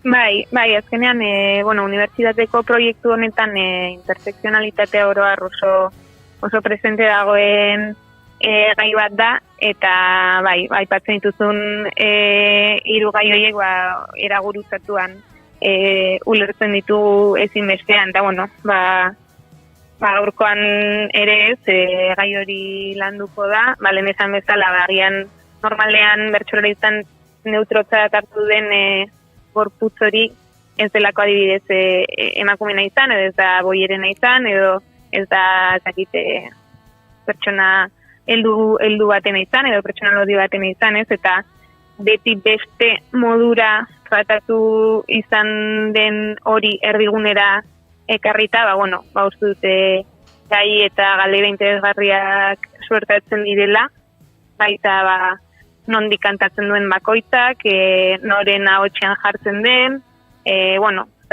badira gai ugari azken aldian pilpilan daudenak eta hoiek lantzen saiatuko gara.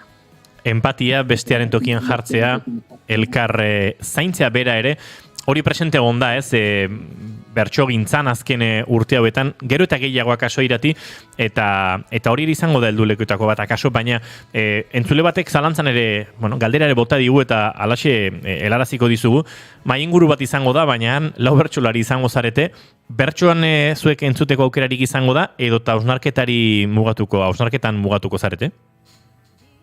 Gaurkoan laura edo hausnarketara mugatuko gara, azkenean gai hauek badira bertso plazan ateratzen diren gai batzuk, eta, askotan erantzun barri dozu, improvisazioak zakarren bere alakotasun horrekin, ez, eta uste dugu, badela hortaz aparte, beste dimentsio batean, edo beste zakontasun batekin hausnartzeko gaiak direla, eta gaur, pausa hori jarri nahi genuen, lasai hitz egin, dugun bezala, egia absoluturik ez dugu eukiko, baina eztabaidarako eta hausnarketarako bide hori ireki, eta baita ere, eztabaida hori azkenan publikoarekin eman, bertxotan ari zarenean, zu kantatzen duzu, publikoak txalotzen du, baina ez dago hitz egiteko hainbesteko tarterik, eta beste formatu batean landu gai hauek, bai.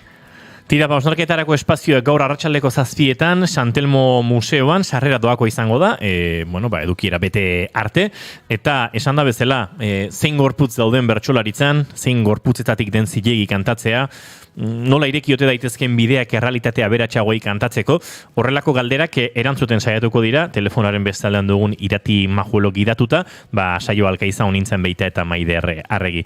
Irati, jende asko hurbil dadila, baino bereziki hurbiltzen denak asko edo gutxi izan, goza dezala eta lagun dezala, ez, aipatu duzun hausnarketa horretan eta hausnarketa pausatuago eta sakonago horretan, nahi bezalako ondorioetara eta behintzat elkarrekin sortutako ondorio horietara iristen. Bai, mi esker. Eskerrik asko zuri irati majuelo, ura agurtuta, bagoaz guere aurrera eta aurrera egiteko sorgine giroan murgilduko gara une batetik bestera. Gaua eder dago aizea gogor lehioan, izarrek dantzatako plazarak alboan, bideak doinuak daramatzagu kolkoan, ilargi berriak laguntzaren ondoan, doinuak daramatzagu kolkoan, ilargi berriak laguntzaren ondoan. La la la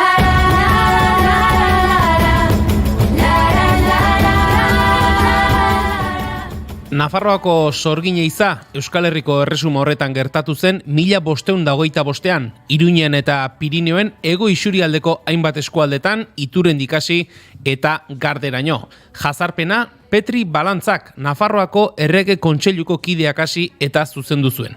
Egindako epaiketen ondorioz, agintariek 53 herritar kondenatu eta hilarazi zituzten urte horretako urtarriletik abuztura. Beste 100 pertsona gutxienez, prozesuan inplikatu zituzten Nafarroan, 16 eta 17 mendeetan izandako sorgin pertsekuzioetako lehena izan zen. Eta beste 3 etorri ziren ondoren, 1613 arte. Euskal Herriko erresumaren gehiena konkistatu berritan, 1525eko sorgineizak neurria jarri zuen 1613 arte Nafarroan sortuko ziren beste kasuetarako. Inkisizioak oroar eta Ego Euskal Herrirako bereziki erabiliko zituen arau eta irizpideen inguruan. Lehenik eta behin askotariko auzitegien jurisdikzioak definitu zituen. Zehazki inkisizioak Nafarroaren gaineko jurisdikzioa eskuratu zuen, 1525eko abenduan, fedearen kontrako delituetarako Nafarroako Errege Kontseiluak eta Petri Balantza, sorginkeriarako batzorde kide bereziak, indarkeria handia erabili zuten, torturare tartean, eta emakumeak izan ziren akusatu eta kondenatu gehienak. Nafarroako sorginen pertsekuzioa, Nafarroako erresumaren konkistari lotutako barne errepresioan kokatzen da. Ezarritako agindu eta araudi berriez bestela bizi ziren herritarren eta aurkari politikoen kontra izu giro orokor bat baliatuz. Ilargi berriak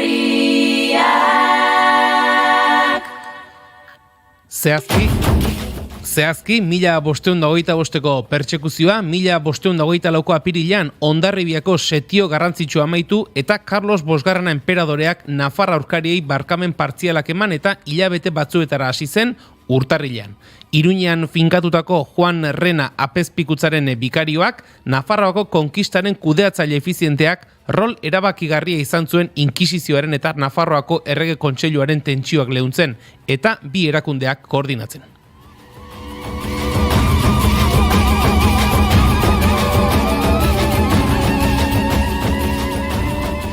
Pirinioez bi aldetako harremanak handiak eta naturalak izan ziren beti, kulturan, merkataritzan, historian, politikan zein familia arloan.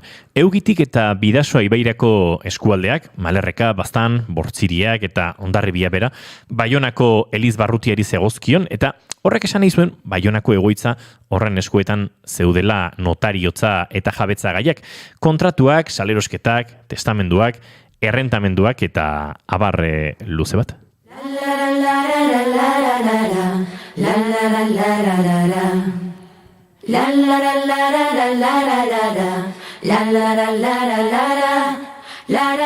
Konkistaren alde jarritako familia batzuek, Joan Arizkun, Martin Urtsua eta bar, auzi bat hasi zuten Nafarroako Errege Kontseiluaren aurrean, Baionako Elizbarrutiaren arabera egiten ziren errendamenduen kontra. 1525ean, lege eta erregelamendu berrien arabera, banatu egin ziren Pirinioez bi aldeetako herritarren ondasun eta lursaiak. Familiak eta auzokideak elkarrengandik bananduz, adibidez, aduana zergak ezarriz, bortuetako herriek lurren erabilera komunerako hitzarmenak zituzten elkarrekin, alegia, partzuergoak. Gizon etxalo, ama etxean sartuta, jaiakundena bihurtu liteke. 1525ean Carlos Bosgarrenak debekatu egin zuen Frantziara joatea eta Pirinioez iparraldeko lurraldeekin merkataritza harremanak edukitzea. Arabori urratzen zuenari zigor gogorrak ezarriko zitzaizkion. Tentsio horien erdian, Nafarroako Errege Kontseiluak balantza lizentziatuari esleitu zion sorginkeria Pirinioen inguruko eskualdetan jazartzeko auzitegia osatzea. Eskumenei dagokienez, tentsioak piztu ziren horregatik Kalahorrako inkisizioaren auzitegiarekin.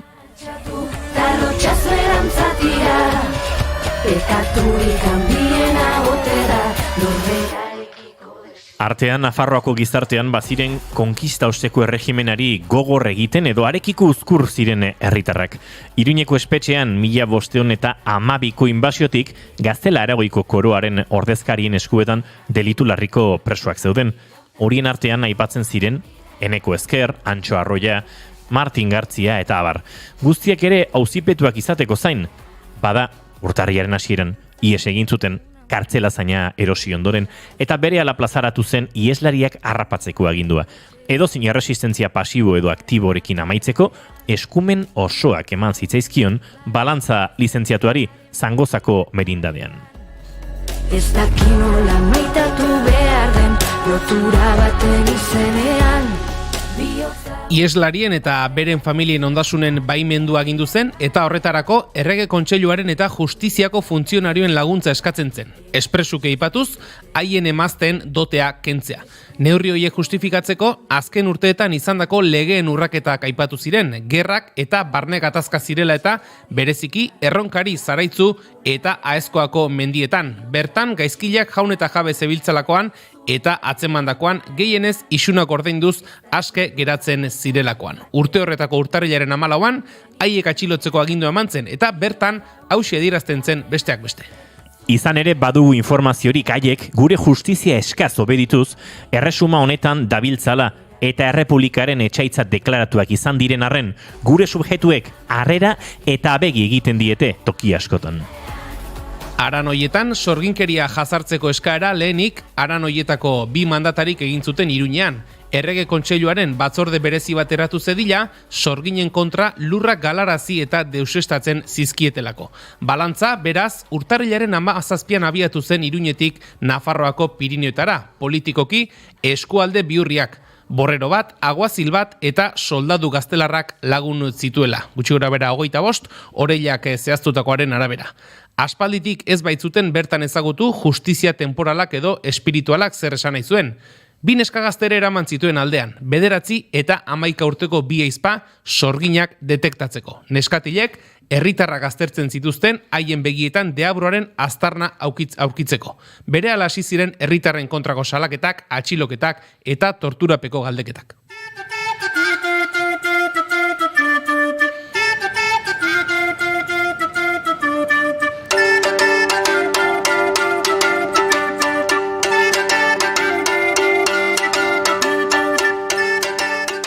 Piriniotan Erronkari eta Zaraitzun balantzak 50 pertsona hartu zituen atxilotuta. Eta haien kontrako prozesuak Auritzen, Iruñean eta Goitzen egin ziren. Eta martxoaren amaieran prozesuek indarrean jarraitzen zuten. Pertsona horiei beren ondasunak desjabetu zizkieten. Apirilean edo lehenago. Balantzari Nafarroako Errege Kontseiluak ematen dion mandatuan gomendatzen zaio kondenatuen exekuzioak herrietan bertan egitea. Harrapatuak izan ez zirenentzat eta laguntzaile izandakoentzat eredugarri izan zitezen. Halaber, Errege Kontseiluak balantzari igorritako gutun batean adierazten zaio. Gorputz zigorra pairatu behar dutela. Baitutako ondasunak enkante asko askean jarriko ziren, eskaintzaile honenari esleitzeko. Agindu horretan, jainkoaren izena aipatzen den arren, arrazoi ekonomikoa, herritarra kontrolatzeko gogoa eta disidentzia politiko menderatzeko nahia antzeman daitezke, izua erabiliz. Balantzarekin batera, Berdugo delako lizentziatu ere aritu zen desjabetzeak egiteko, otsailaren 3 aurrera. Otsagabian dokumentatuta gorde da tokiko agintari zein arduradun oro behartuta zegoela balantzari eta haren laguntzailei laguntzera, bestela 100 dukateko isuna jasotzearen arriskopean. Ez dugu nahi beste berorik, zure musuen zua baino, ez dugu nahi beste berorik.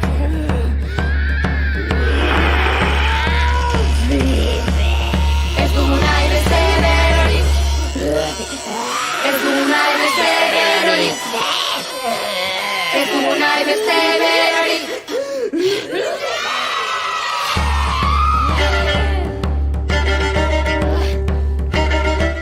1525ko urtarrilean Erronkarin eta Zaraitzun hasitako sorgineizak neurria ezarri zuen 17. mende hasiera arte agertu ziren beste sorginkeria kasuei erresumako erakundeek eta inkisizioak emango zieten tratamendurako. Sorgineizek 1512tik 1524 arteko konkistaren ondoko gizarte ordena finkatu zuten behartuki ezarritako aginpide berrien eta inkisizioaren arabera. Nafarroako erreginen azken alegin militarrak Hondarribian porrotegin ondoren egintzen hori, baita okupatzaileei Amaiurren eta Hondarribian aurre egin zieten buruzari iguarik Carlos Bosgarrenaren barkamenak onartu ondoren ere 1523ko abenduaren 15ean lehen aldiz.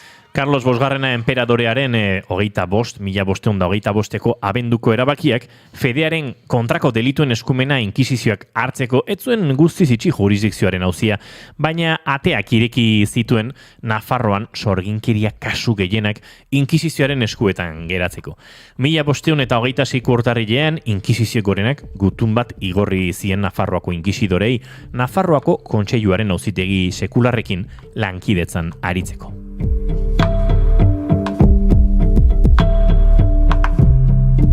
Mila bosteun eta hogeita zazpian, Abellaneda inkisidorea barneratu zen Nafarroako mendietan. Historiako sorgineiza handienetako batean. Eta Nafarroako errege kontseiluaren eta Nafarroako errege ordearen babesaz egin zuen. Berriz ere, Zaraitzu eta Erronkari izan ziren jomugan. Bada, 200 pertsona eta Zaraitzun beste 100 prozesatu zituzten, eta haietako 80 sutan erreta amaitu zuten. Sorginkeria leporatu, 9 eta 11 urteko bi aurrek haien begiak aztertu ondoren salatutako herritar asko agara montar jarraitzaileak izan ziren.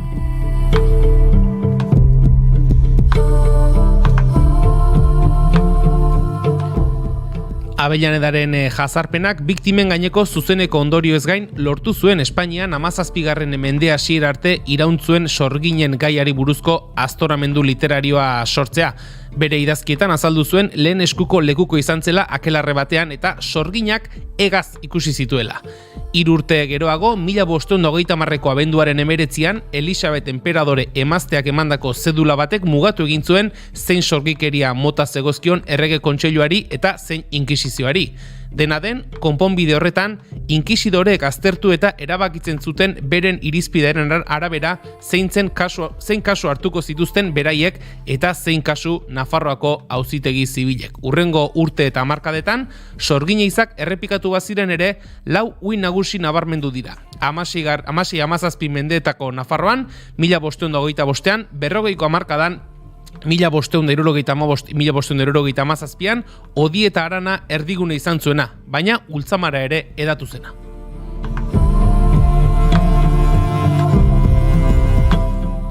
Laugarrena eta ezagunena berriz 1609tik 13 gertatu zen Zugarramurdi eta Urdazubin batez ere. Jazarpen handia izena hartu zuen. Aztoramendu kolektibo baten erdian eta Bortziriak, Baztan eta Donezte beskualdeak ere tartean zirela. Beraz, ez 1610ko sorgineizak eta ez da lehenagokoak ere ez ziren salbuespenak izan. Nafarroan zehar konkistaren ondoren zabaldutako fenomeno baten segidan kokatutako ekintzak baizik.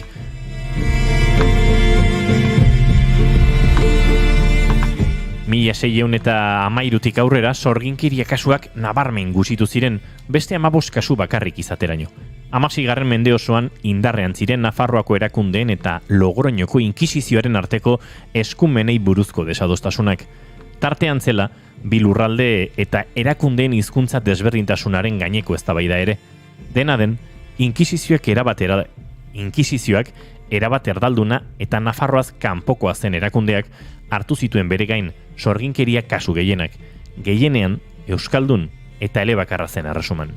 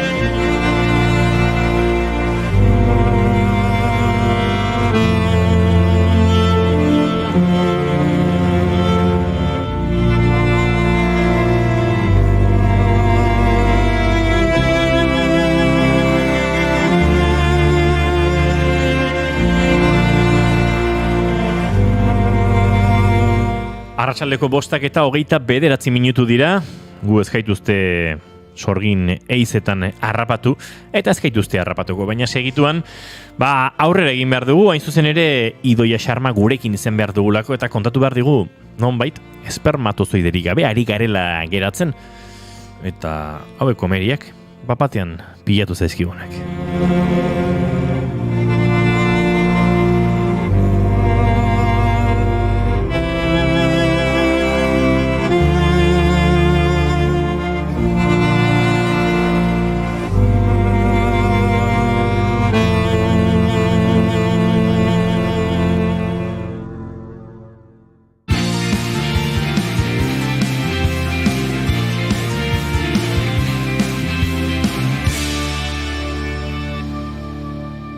Emaiozu bigarren aukera bat egunari. Naiz irratian, bigarren kafea.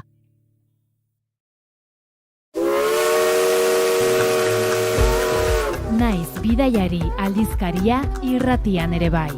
Alba Cabrerarekin asteazkenero arratsaldeko 7:00. Uinen bidez bidaiatzeko prest? Naiz irratia. Tell me something I need to know. Then take my breath and never let it go. If you just let me invade your space, I'll take the pleasure, take it with the pain. Idoia Xarma iritsi da gurera, atzo izateko genuen, baina atzoko saiorako juistu xamarre heldu zen, eta gaur kontatuko dizkigu, kontatu beharrekoak. Eta uste ez direla oso berri honak, Julen. Batez ere guretzat. Bueno, guretzat. Ez dakit, ni nago oso aitatasunean pentsatzen, baina... Bueno... Baina bada horra adin bat, hain izau irratian aipatu dut, ez? Erabate zezko erabaki hartu ez, eta beti dago, ez? Bueno, igual bai, igual ez dakit, Nik egiz esaten motuet, hori da, osea, ez da amatasunean pentsau, ero ez pentsau baizik, eta horren aurrean erabaki bat hartu biharrak sortzen dauen ezin egona, da nik uste tokerrena. Eta inoiz nik aipatu dudanean, egia da emakumezkoen gain badagoela bestelako presio bat, azteko patriarkatu osoaren logiken presio hori ez dago azaldu beharrik, baina egia da, beti pentsatu dugula ez biologikoki emakumeak ama izateko adin bat baduela, da hori horrela da. Bueno, bai, hori bada. Eta gizonezkoen kasuan hori, lausoagoa dela, egia da, lausoagoa da, horrek ez du esan nahi adinak eraginik ez duenik gure fekundazio gaitasunean edo, eta hortaz hitz egin behar dugu, baina badago beste gai bat, eta da, akaso 40 urterekin edo 45ekin edo 50ekin, momenturen batean ja, ez dut aite izan nahiko. Eta presio hori ere badago gizonezken gainean, eta tira, tarteka horri buruz ere hitz egin behar da ez, eta logika patriarkalek ez da egitein beste, baina logika normatiboek bai dute gure ganera gina. Inguruan mundu guztiari daumeak izaten, inguruan mundu guztiak galdetuko dizu ea noizko umeak, bikotea balin baduzu, bikotea ez balin baduzu, ea noizko bikotea umeak eukitzeko, eta logika horien kontra joatea ere, bada gure gain dagoen zama bat. Eta orain, zama horri gehitu hartzaio beste errealitate bat, ze uste dut gero eta, fekundazio gaitasun gutxiago daukagula, ez da? Egisa da, eta ez, apur bat abia puntu bat jartiarren, ez, bekeixenetan, eta bat, ez guk hemen aipatu izan ditugune gaixak, ez, sexualidadea ilotutakuak, asko fandie bideratuta beti be kontrasepsiñora, ero, zer egin biko gauke, ez, beti be guraso bihurtu nahi espadou, edo zer ongo litzaken gure esku, hori ez gertatzeko, ala planteau ez badou behintzat. Baina, karo, hori, arazua kasu hontan izango litzake, zer gertau aldan, guraso izetian nahi duenean, eta ezin duenean, geure kabuz behintzat. Eta, bada, ez, esango neuke gai bat, eta nio gondo planteau dauen moruan, oinarte beti izan dela, ez, egon dela emakumien gan zentrauta, edo sama hori bai jauzi dela baten, edo ardura hori, edo gainera errua bihurtzen dan, ez, ezin naz ama izen ez daukat alabegatik, gero ja arrazoiak izen lehizken mila. Eta, gaurkoen apur bat gai honei ikusgarretasuna emutia izango litzake helburua egin baten, ez? Askotan aipatu den moduan, hemen ekartzen ditugun gehienak zoritxarrez gizartean tabu die. Zorionez edo zoritxarrez, nik ez dute nire odolian bizi izan egoera hau. Gustauko jaten, ez? Azkenean bizi dauen jentiak, hemen emojako moduan indarkeria obstetiko bai adibidez leku, hemen gurotezan dozein komunikabidietan, bai azkenean sufriru dauen pertsonek, ez? Hortara ausartu eta hortarako euren lekua eta espazioa erreklamau eta horren aldarri itxera heldu dien moduan. Pentseta jata ube poliki-poliki izango dela beste maigaineratu biharreko beste gai bat, lehen mikroetxixan ibeligaren komentatzen, bada gure inguruan ikusten dan egoera bat, hori guraso izan nahi, eta ez guraso biologiko izan nahi, eta lortu ez. Bueno, eta esan beharra dago, asko gertatzen dela, zoritxarrez, gaia, hain da, esango nuke dramatikoa, hain da, zailtasun hori bizi duten bikoteen bizitza eraldatzeko gai, eta iluntasunean murgiltzeko gai, oso gutxitze egiten dela ontaz, ez? Esan nuke, nik uste denok dugula inguruan egoeraren bat. Gaur egun behintzat bai. Bai, akaso, behin egoera konponduta, edo behin tratamenduek, edo danakoak konponduta. Edo lortzen danean, bai, orduan aldisa lortzen danean, orduan igual bai enterauko gare zer historia horren atzian ez, edo egoera horren atzian dauen benetako, horreti paso dian penuria danak, baina bai, igual momentu zailenetan besan bieko hauke behitu, hau da bilpasetan. Baina ez da erreixa. Ez da erreixa. Orduen, bueno. Hori pixkanak ere hautsi beharreko tabua da ziurrenik, garai batean inorka ordunaldia oso gogorra eta oso ordunaldia erditzea, ordunaldia ere bai, akaso, baina erditzea oso gogorra eta oso traumatikoa izan daitekela esaten ez zuen. Esaten duten moduan, indarkeria obstetrikrua ibe maigaineratu dan moduan gai hori, zoritxarrez izan beharko da, porque netan da realidade bat, ez da inundik inora kasu isolatuak ibintzat ez dut pentsetan, ez? Lehen komentau dugunagatik hori, danok, edo geixenok ezagutzen dugula, urtatik pasaudan bikotere bat. Eta violentzia obstetrikoaz aratago ere ez, ez dakit, ama edo aite izatearen lehenengo hilabete horiek nola pixkate romantizatu diren eta beti kontatu diren zoragarri eta badao jendea kontatzen dizuna ez, erotu beharrean gaude, oso gogarra izaten ari da, aurrarekin lehenengo hilabete hauek elkarbizitza, ezin loa, beldur asko, frustrazioak, danakoa, bai. Esatia, ama zein dugu. Bai. Zein dugu. Hori bera, uste dut hori ez, normatibotasunak inposatzen digun, edo hainbeste gora zartzen duen, aita eta ama izate hori lortu nahi eta ezin duten bikotek, oso gaizki pasatzen dute, ez da ontaz hitz egiten, eta egoera uste baino normalagoa da, uste baino jende gehiok pairatzen du, bikote gehiok pairatzen dute egoera hori. Normalagoa baino esango nahen oikuagoa. Oikuagoa, hori da. Osa, da arruntagoa, eta gaurre bai gaineratu behar ditugun datuekin, seguramente izango da, gerota oikuagoa. Gero jazga esartuko baloratzera, munduan dako hau egokisa ero ez da izango, kontuen eukitzaia munduen, 8 milioi pertsona bizigarela, hori xe. Igoko zan azken datutik, oraintxe esango dizut, zer dion, 7,8, 8 milioi. Pasada bat. Orden, gaurre aipatzeko ekarri duten, ekarretik ikerketatxo bat, aurkitu nagoena, eta egisa esan, nahiko harritxu ninduena, sepentzatan jate, badala kontuan hartu biharreko zehozer, eta batez be, dalako ikerketa bat, eruan dana lurralde askotan, konkretuki 53 estatutan lagindutako gizonezkoak ikertu dielako, eta ikusi dalako joera, aipatuko duen joeria, berdintxua dela 5 kontinentietan. Hau da, ez dala, ipar hemisferioan doian zehozer, edo ego hemisferioakin doian zehozer. Emoten da fenomenua, nahiko berdintxua zera kontinente danetan. Orduan, zein da datua? Azkenengo 5 hamarkadetan, hau da, azkenengo 50 urtietan, gizonezkoak edo behintzat esan da, sakillakin jaizuten dien pertsonak, edo hori da, edo barrabile daukin pertsonak behintzat. Euren laginetan sortzen den esperma kontzentrazioa erdira murriztu dela 50 urteetan. Batez be, murrizketa hau emunda gehixau edo uneko handixau baten 2000 urtetik gaur egun arte. Bala, da ikerketa bat argitaratu zana Human Reproduction Update deiturako aldizkari zientifiko baten, 2008 bateko azaroak 15-an, honen aurretik 2018an kaleratu zan datu antzekuekin hori, bolako ikerketa bat, nun orduan lagina hartu zan Europan, Australian eta Ipar Amerikan, 2016-2018 bitxarte hortan, eta 2022an kaleratu zan ikerketa honen parte, ja izan ziren bebai, Erta Amerika eta Ego Amerika, Asia eta Afrika modu orokor baten. Ikerlarixak die Israel, Estatu Batuak, Dinamarka eta Brasildarrak, eta esan duten moduan, hori 53 bat estatutako laginak hartu die. Eta hori da datua, 1993 urtean semen lagin bat hartzen zanean, bertako espermatozoide kopurua esan mililitroko 100 milioi espermatozoide barkatu, eta 2018 urtean lagina berdina hartuta, muestra honek esaten dauzen espermatozoide kopurua dela 59 milioi mililitroko. Pixkatzen bakiek boro bilduzkero 100 milioitik 50 milioira. Erdira 50 urtetan, hori harritzekoa eta batez eskatzeko izen leiken datu bat.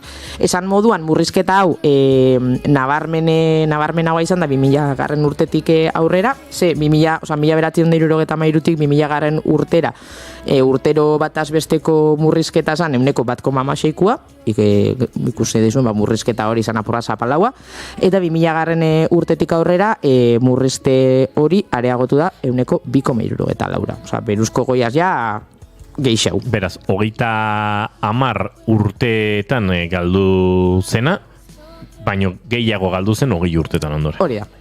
Osea, 2000 garren urtetik dana okerrera behintzat kasu hontan. Kuriosua da behintzat, eta askotan nipetetan dotez, nik irakurten badot hau, askon buruti pasauko dan zalantzia da, eta segatik, pasetan da hau, ez ba. Egisa da ikerketa honek, osea, berba gaitzen gabitzen ikerketa honek ez dauela sakon analizatzen zein dan kausa, beste gauza batzuk, datu batzuk bai emuten ditu, baina badauz martxan beste ikerketa batzuk bai jasotzen dauiena fetuan ugalketa aparatuen garapenian gertatzen dien alterazioak izen leizkela horren jatorri. Azken baten, garatzen gabitzenen momentuan, amane umetok izan, gertatu aldien alterazio horrek, helduaruan ugalkortasunak kaltetuta egotiak aldauela eragin. Esan du, eta orduan fetuak garenian zerek eragiten dozku, ez? Zerek eragiten da, nondik etorri leizke alterazio horrik. Evidentziak esaten dau geixera, bideratuta esan moduan, ez? Ikerlanak ez dielako asko ontan zentrau die geixan bat, ikustia zein dan egoeria, baina ez zeren izendan horren kausa, segatik, gizakixok azken baten egunerokotasunean gauzelako batez ingurunia idagokixonez milaka faktoren eraginpeien. Orduan oso zaila izango litzak zehaztia eraginten duzkuen horreitatik zeinek daukon eragin gehien esateko, espermatozoidien murrizpena emonda, guzkiz pixak larrei eragiten duzkuelako atmosfera destrozetan gabitz. Adibidez, ez dau, antzadanez ez dau baliabide edo, ez da behintzat zentra bain beste hori esateko. Ez dugu esan, apuntietan ikusi hotelako, laginetan, bota dituguela laginan kopuru batzuk, baina apur bat konturatzeko, jakitzeko zer dan normaltasunan barruan, berez normaltzat hartzen da, semen lagin baten, 15 milioi espermatozoide mililitroko agertzen danian. Hori hartzen da normaltzat, hau da, hau bai, haurdunaldi espontane bat lortzeko, biharrezkoa izaten da 39 milioi mililitroko esperma eukitxia. Orduan, 15 normala, 39 haurdunaldi bat lortzeko. Oin bertan dauen datuak, 59, oindala, 50 urte, 101. Eta orduan, 15 nola da normala, ba? Normala izan dike funtzionala. Hau da, ez diltzak egongo, espontaneoki ez, baina igual semena kalidade honekoa baldin bada, lortu alko litzake, ugalkortasun lagundutako ugalkortasun baten bidez, igual haurdunaldi hori lortu alko zan. Ez dut uste adibidez, hau ja gotxikinak izaten, baina ez dut uste adibidez donantia izaten utziko zutzuenik. Edo zitzen izango kandidatua horretarako, adibidez. Ados. 3 kids in my home, love is so blind, it feels right when it's wrong. Now that it's over, stop calling me, come pick up your clothes and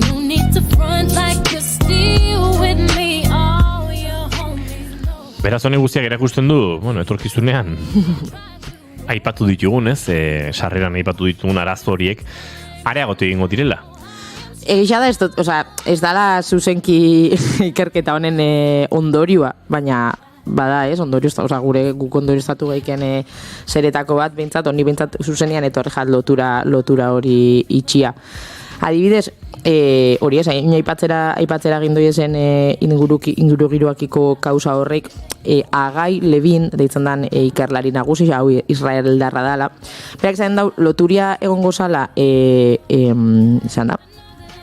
aipatu dugu ez, asaldurak, jatorrixa semen kalidadian murrizketa honen, kantidadian hori ez, jatorrixa izango litzake fetuan garapenian emuten dien alterazioak, honek eukiko zegoela zela baitz lotuta baitza gaur egun daukuen bizioitura eta ingurugiroakiko ingurugiroan dauzen konposatu kimikuek azken baten horrek izango litzake eraginak itxandabienak fetuan garapenian. Eta uste dut, sekula hilekuan eta berbain izan duenean, aipatu izan duela disruptore endokrino kontzeptua. Ez nago oso ziur, esaten moda utzuet. Baina, bueno, badauz evidentziak esaten dauienak, disruptori... gaur no, apur bat, atzo zan Blue Monday, baina gaur wow. Blue Tuesday. Blue Tuesday, bai, Tuesday. Esan dakoa, badauzela evidentzia batzuk esaten dauienak disruptor endokrino deitzen diene, kutsatzaile batzuk, funtzesko rol bat beteten dabilela zentzu hontan. Zer diat disruptor endokrino? Sustantzia exogeno batzuk, hau da gorputzetik kanpo dauzen sustantzia batzuk, produktu askotan sartuta dauzenak, produktu industrialak izen daizkenak, ez dakit, ezka askotan jakin barik agoratzen ditugun edo ingurunia kontaktuan gauzen komposatuak izen lehiz. Ez ditut ekarria puntuta, porque oso izan arraroak dauke. Baina horren artien falatuak, parabenuak eta holako txigual daporate herri mailan gehiago esauketan dienak, baina esan dakuak diela azken baten komposatu dauzela etxe tresna elektrikuetan, elikagaietan, pintxuretan, higieneko produktuetan, ontzixetan, azkenen egunerokotasunean dauzen gure egunerokotasunean presente dauzen produktu pila batek dauke zela baitxeko komposatu batzuk eragin aldauiena gure sistema endokrinoan eta gure hormonak eta gure garapenak eta gure egunerokotasuneko funtzinuak apur bat asaldatu. Eta orduan gerora ondorioak pairatzen ditugu. Egia da, ez dauzela bakarrik jasota inguruniakiko lotuta dauzen kausak, esango zonak, segatik emunda ez beratu zoidien murrizketa hau hemen laginean.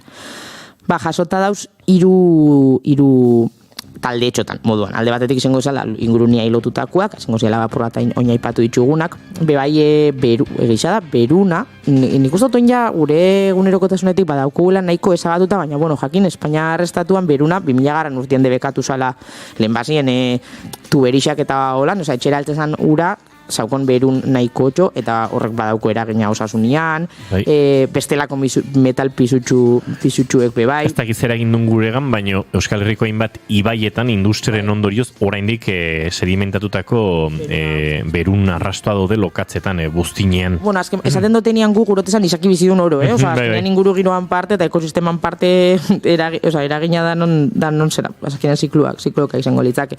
Zagote moduan, beruna, hori beste metal pisutxu batzuk, X izpixak, azken baten radiazioa bera. Nik uste orokorren eta batez pandemiak gure bizitzetan agerpena inzaben momentutik apurra relajauen garela, medikoa noia, apurrate katarroz nao, eta idazu plaka bat. Eta idazu plaka bat, nik uste ez gaela konstiente askotan ze gauzetara esponioten duen gure burua beste kauza batzun gainetik, beste barik. Plaka bat medikoak espadutzu gura askotan da ez duzulako bihar. Eta tranquil, askotan irabaz egin gogurren aurrean. Benetan, plaka bat itxia, kasontan ikiziz pixak erabiltziak, petuz ikusten bertako langile zela jazten da bien olako traje batzu, zuk ez duzu jazten. Orduan, horixe, beste barik. Inkuso, gehiagizko berua, azkenen, zelako beru pasaduen uda hontan, aipatzeko, beste barik. Zelako beru pasaduen abenduen, gabonetan, zinek jartzi hau bijerze inok.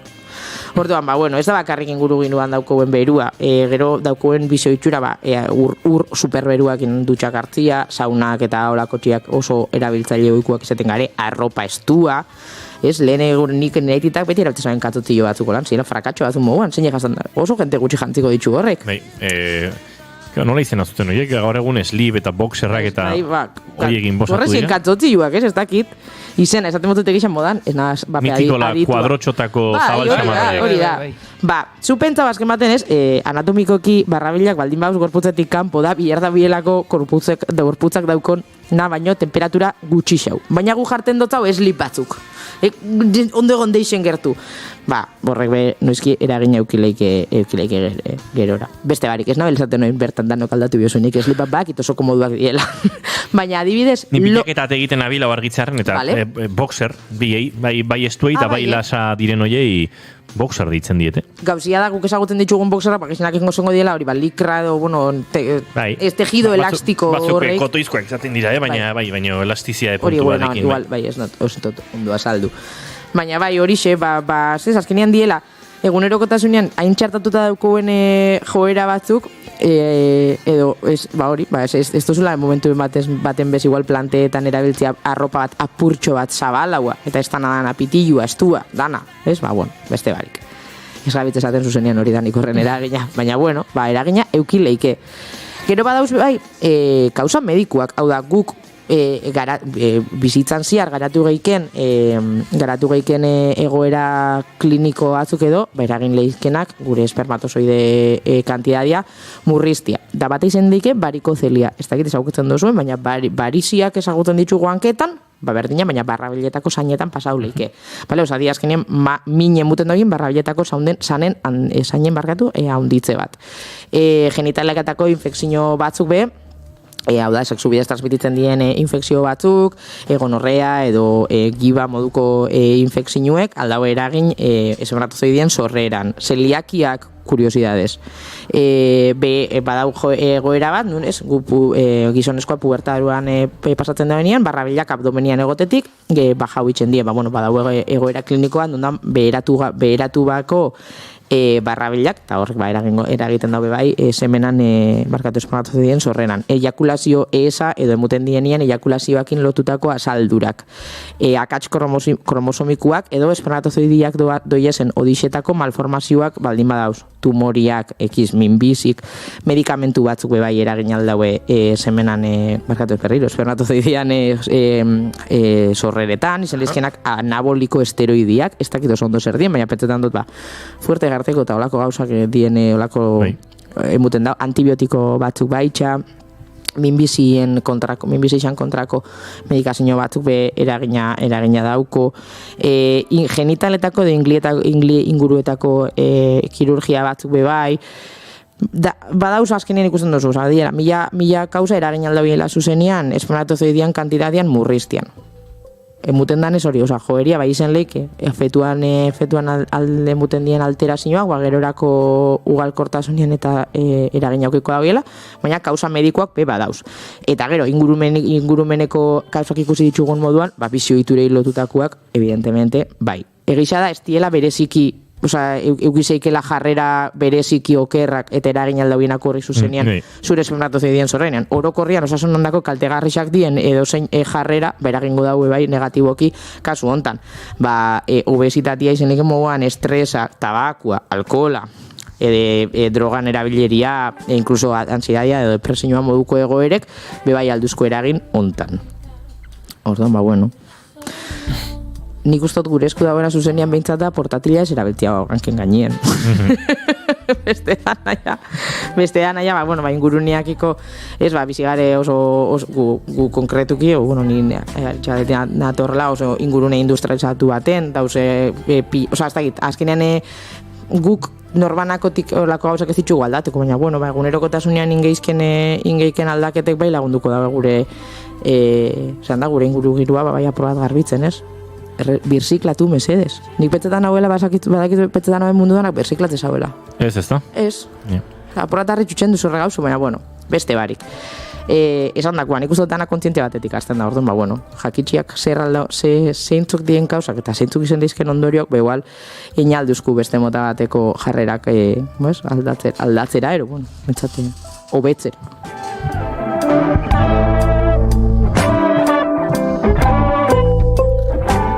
Murriztu dira gure espermatozoideak, gure, semeneko espermatozoideak, erdira. Erdira. 50 urtetan, baina hori ez da larriena. Haurdunaldi natural bat sortzeko behar diren espermatozoide tasatik oso gertu gaude. Tira, tendentzia honek jarraituko balu, bizpahiru urteko kontua izango zen. Exponentziala izango balitz, desde luego. Azken 20 urtetan izan duen bilakaerarekin, ez? Horrela jarraitzen baldin badu behintzat.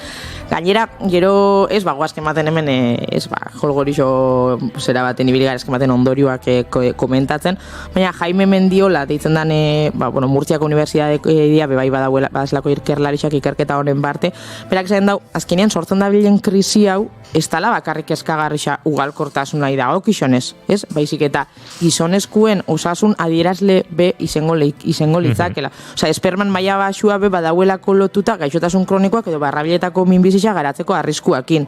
Hau da, ez da bakarrik esatia, murrizten dabil, segati dabil murrizten, baipatu ditugun gauza horreigatik. Eta honegatik ez, guk zuzenki lortzen du, igual gurasotasun hori komprometituta ikusi halko dala, bintzat modu biologiko baten. Baina ez dala hori bakarrik, azkenean, murrizpen hau adierazle badala, argazki bat itxen dabelako ez, ze gizonezkuen edo osakildun pertsonen kasu honetan osasun adierazle bat badalako, horixe. Azken baten, Alberto Torres deitzen dan beste ikerlari batek berak eitzen dau murrizketa honek, esan moduan gaixotasun kronikoak eta barrabiletako minbizitza garatzeko aukera gehiago egongo litzakela, lotutako leikela bebai, ospitaleratzea arriskua handixauakin, diabetesa garatziakin, osteoporosisakin, gaixotasun kardiobaskularrekin, loan alterazioekin, estresakin edo hilkortasuna areagotziakin, edo azken baten bizitxaropen hori murriztiakin. Orduan, Mendiolak esaten daue bere ustez, berak ondorio estatzen dauena da, jaitxiera supermatiko honek ingurumenakin ingurumenakin gaur eguneko degradazioakin eta gizartiak daukon bizi erritmuakin oso lotuta dauela, eta hori, azken baten izango litzakela alduko dela momentuan un krisi global batera bingo da honekin batera, eta giza espezien biziraupenerako implikazio handixak eukialko zauela. Así que hori, ikerlarixen ondorio handixen azken baten da, benetan larrixa dan arazo bate dauela esku hartien, benetan mehatxatu dut leikena giza espezian biziraupena, gero ya norberak atara deixen bere ondorioak, baina horixe, honek sekarten dau, benetan mai gaineratzia eta ikustia biharrezkoak diela, ekintza globalerako dei bate itxia, espezie danendako ingurugiro osasungarrixoa sortu biharrezatia, hori sustatzeko, eta horixe, gure ugalko eta osasuna, ez deixen mehatxatuta ikusi, zuzenki.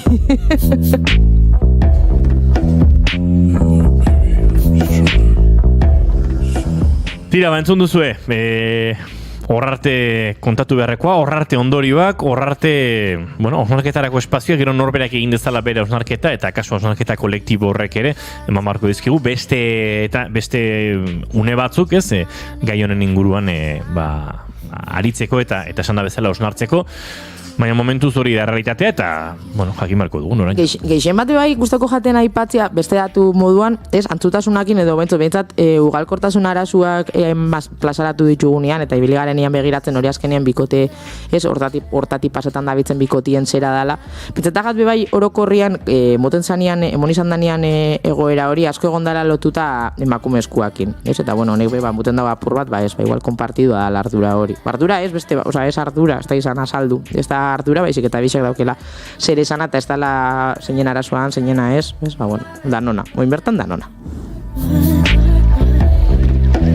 Idoia Xarma, mila esker, eta azte bibarro ikusiko dugu elkar. Julen goiko txarbe gozo, datorren astera arte, ondo bila. Ondo ibili. Eta zuri entzule plazer baduzu, bihar arratsaleko 4:05 hementxe izango gara, Naiz Irratian bigarren kafean musika eskorekin gartxotun zain dator, Paul San Martinen entrevista musikatua edo karriketa akustiko izango dugu, baina baita beste hainbat gauza ere. Zaindu, izan ondo, bihar arte.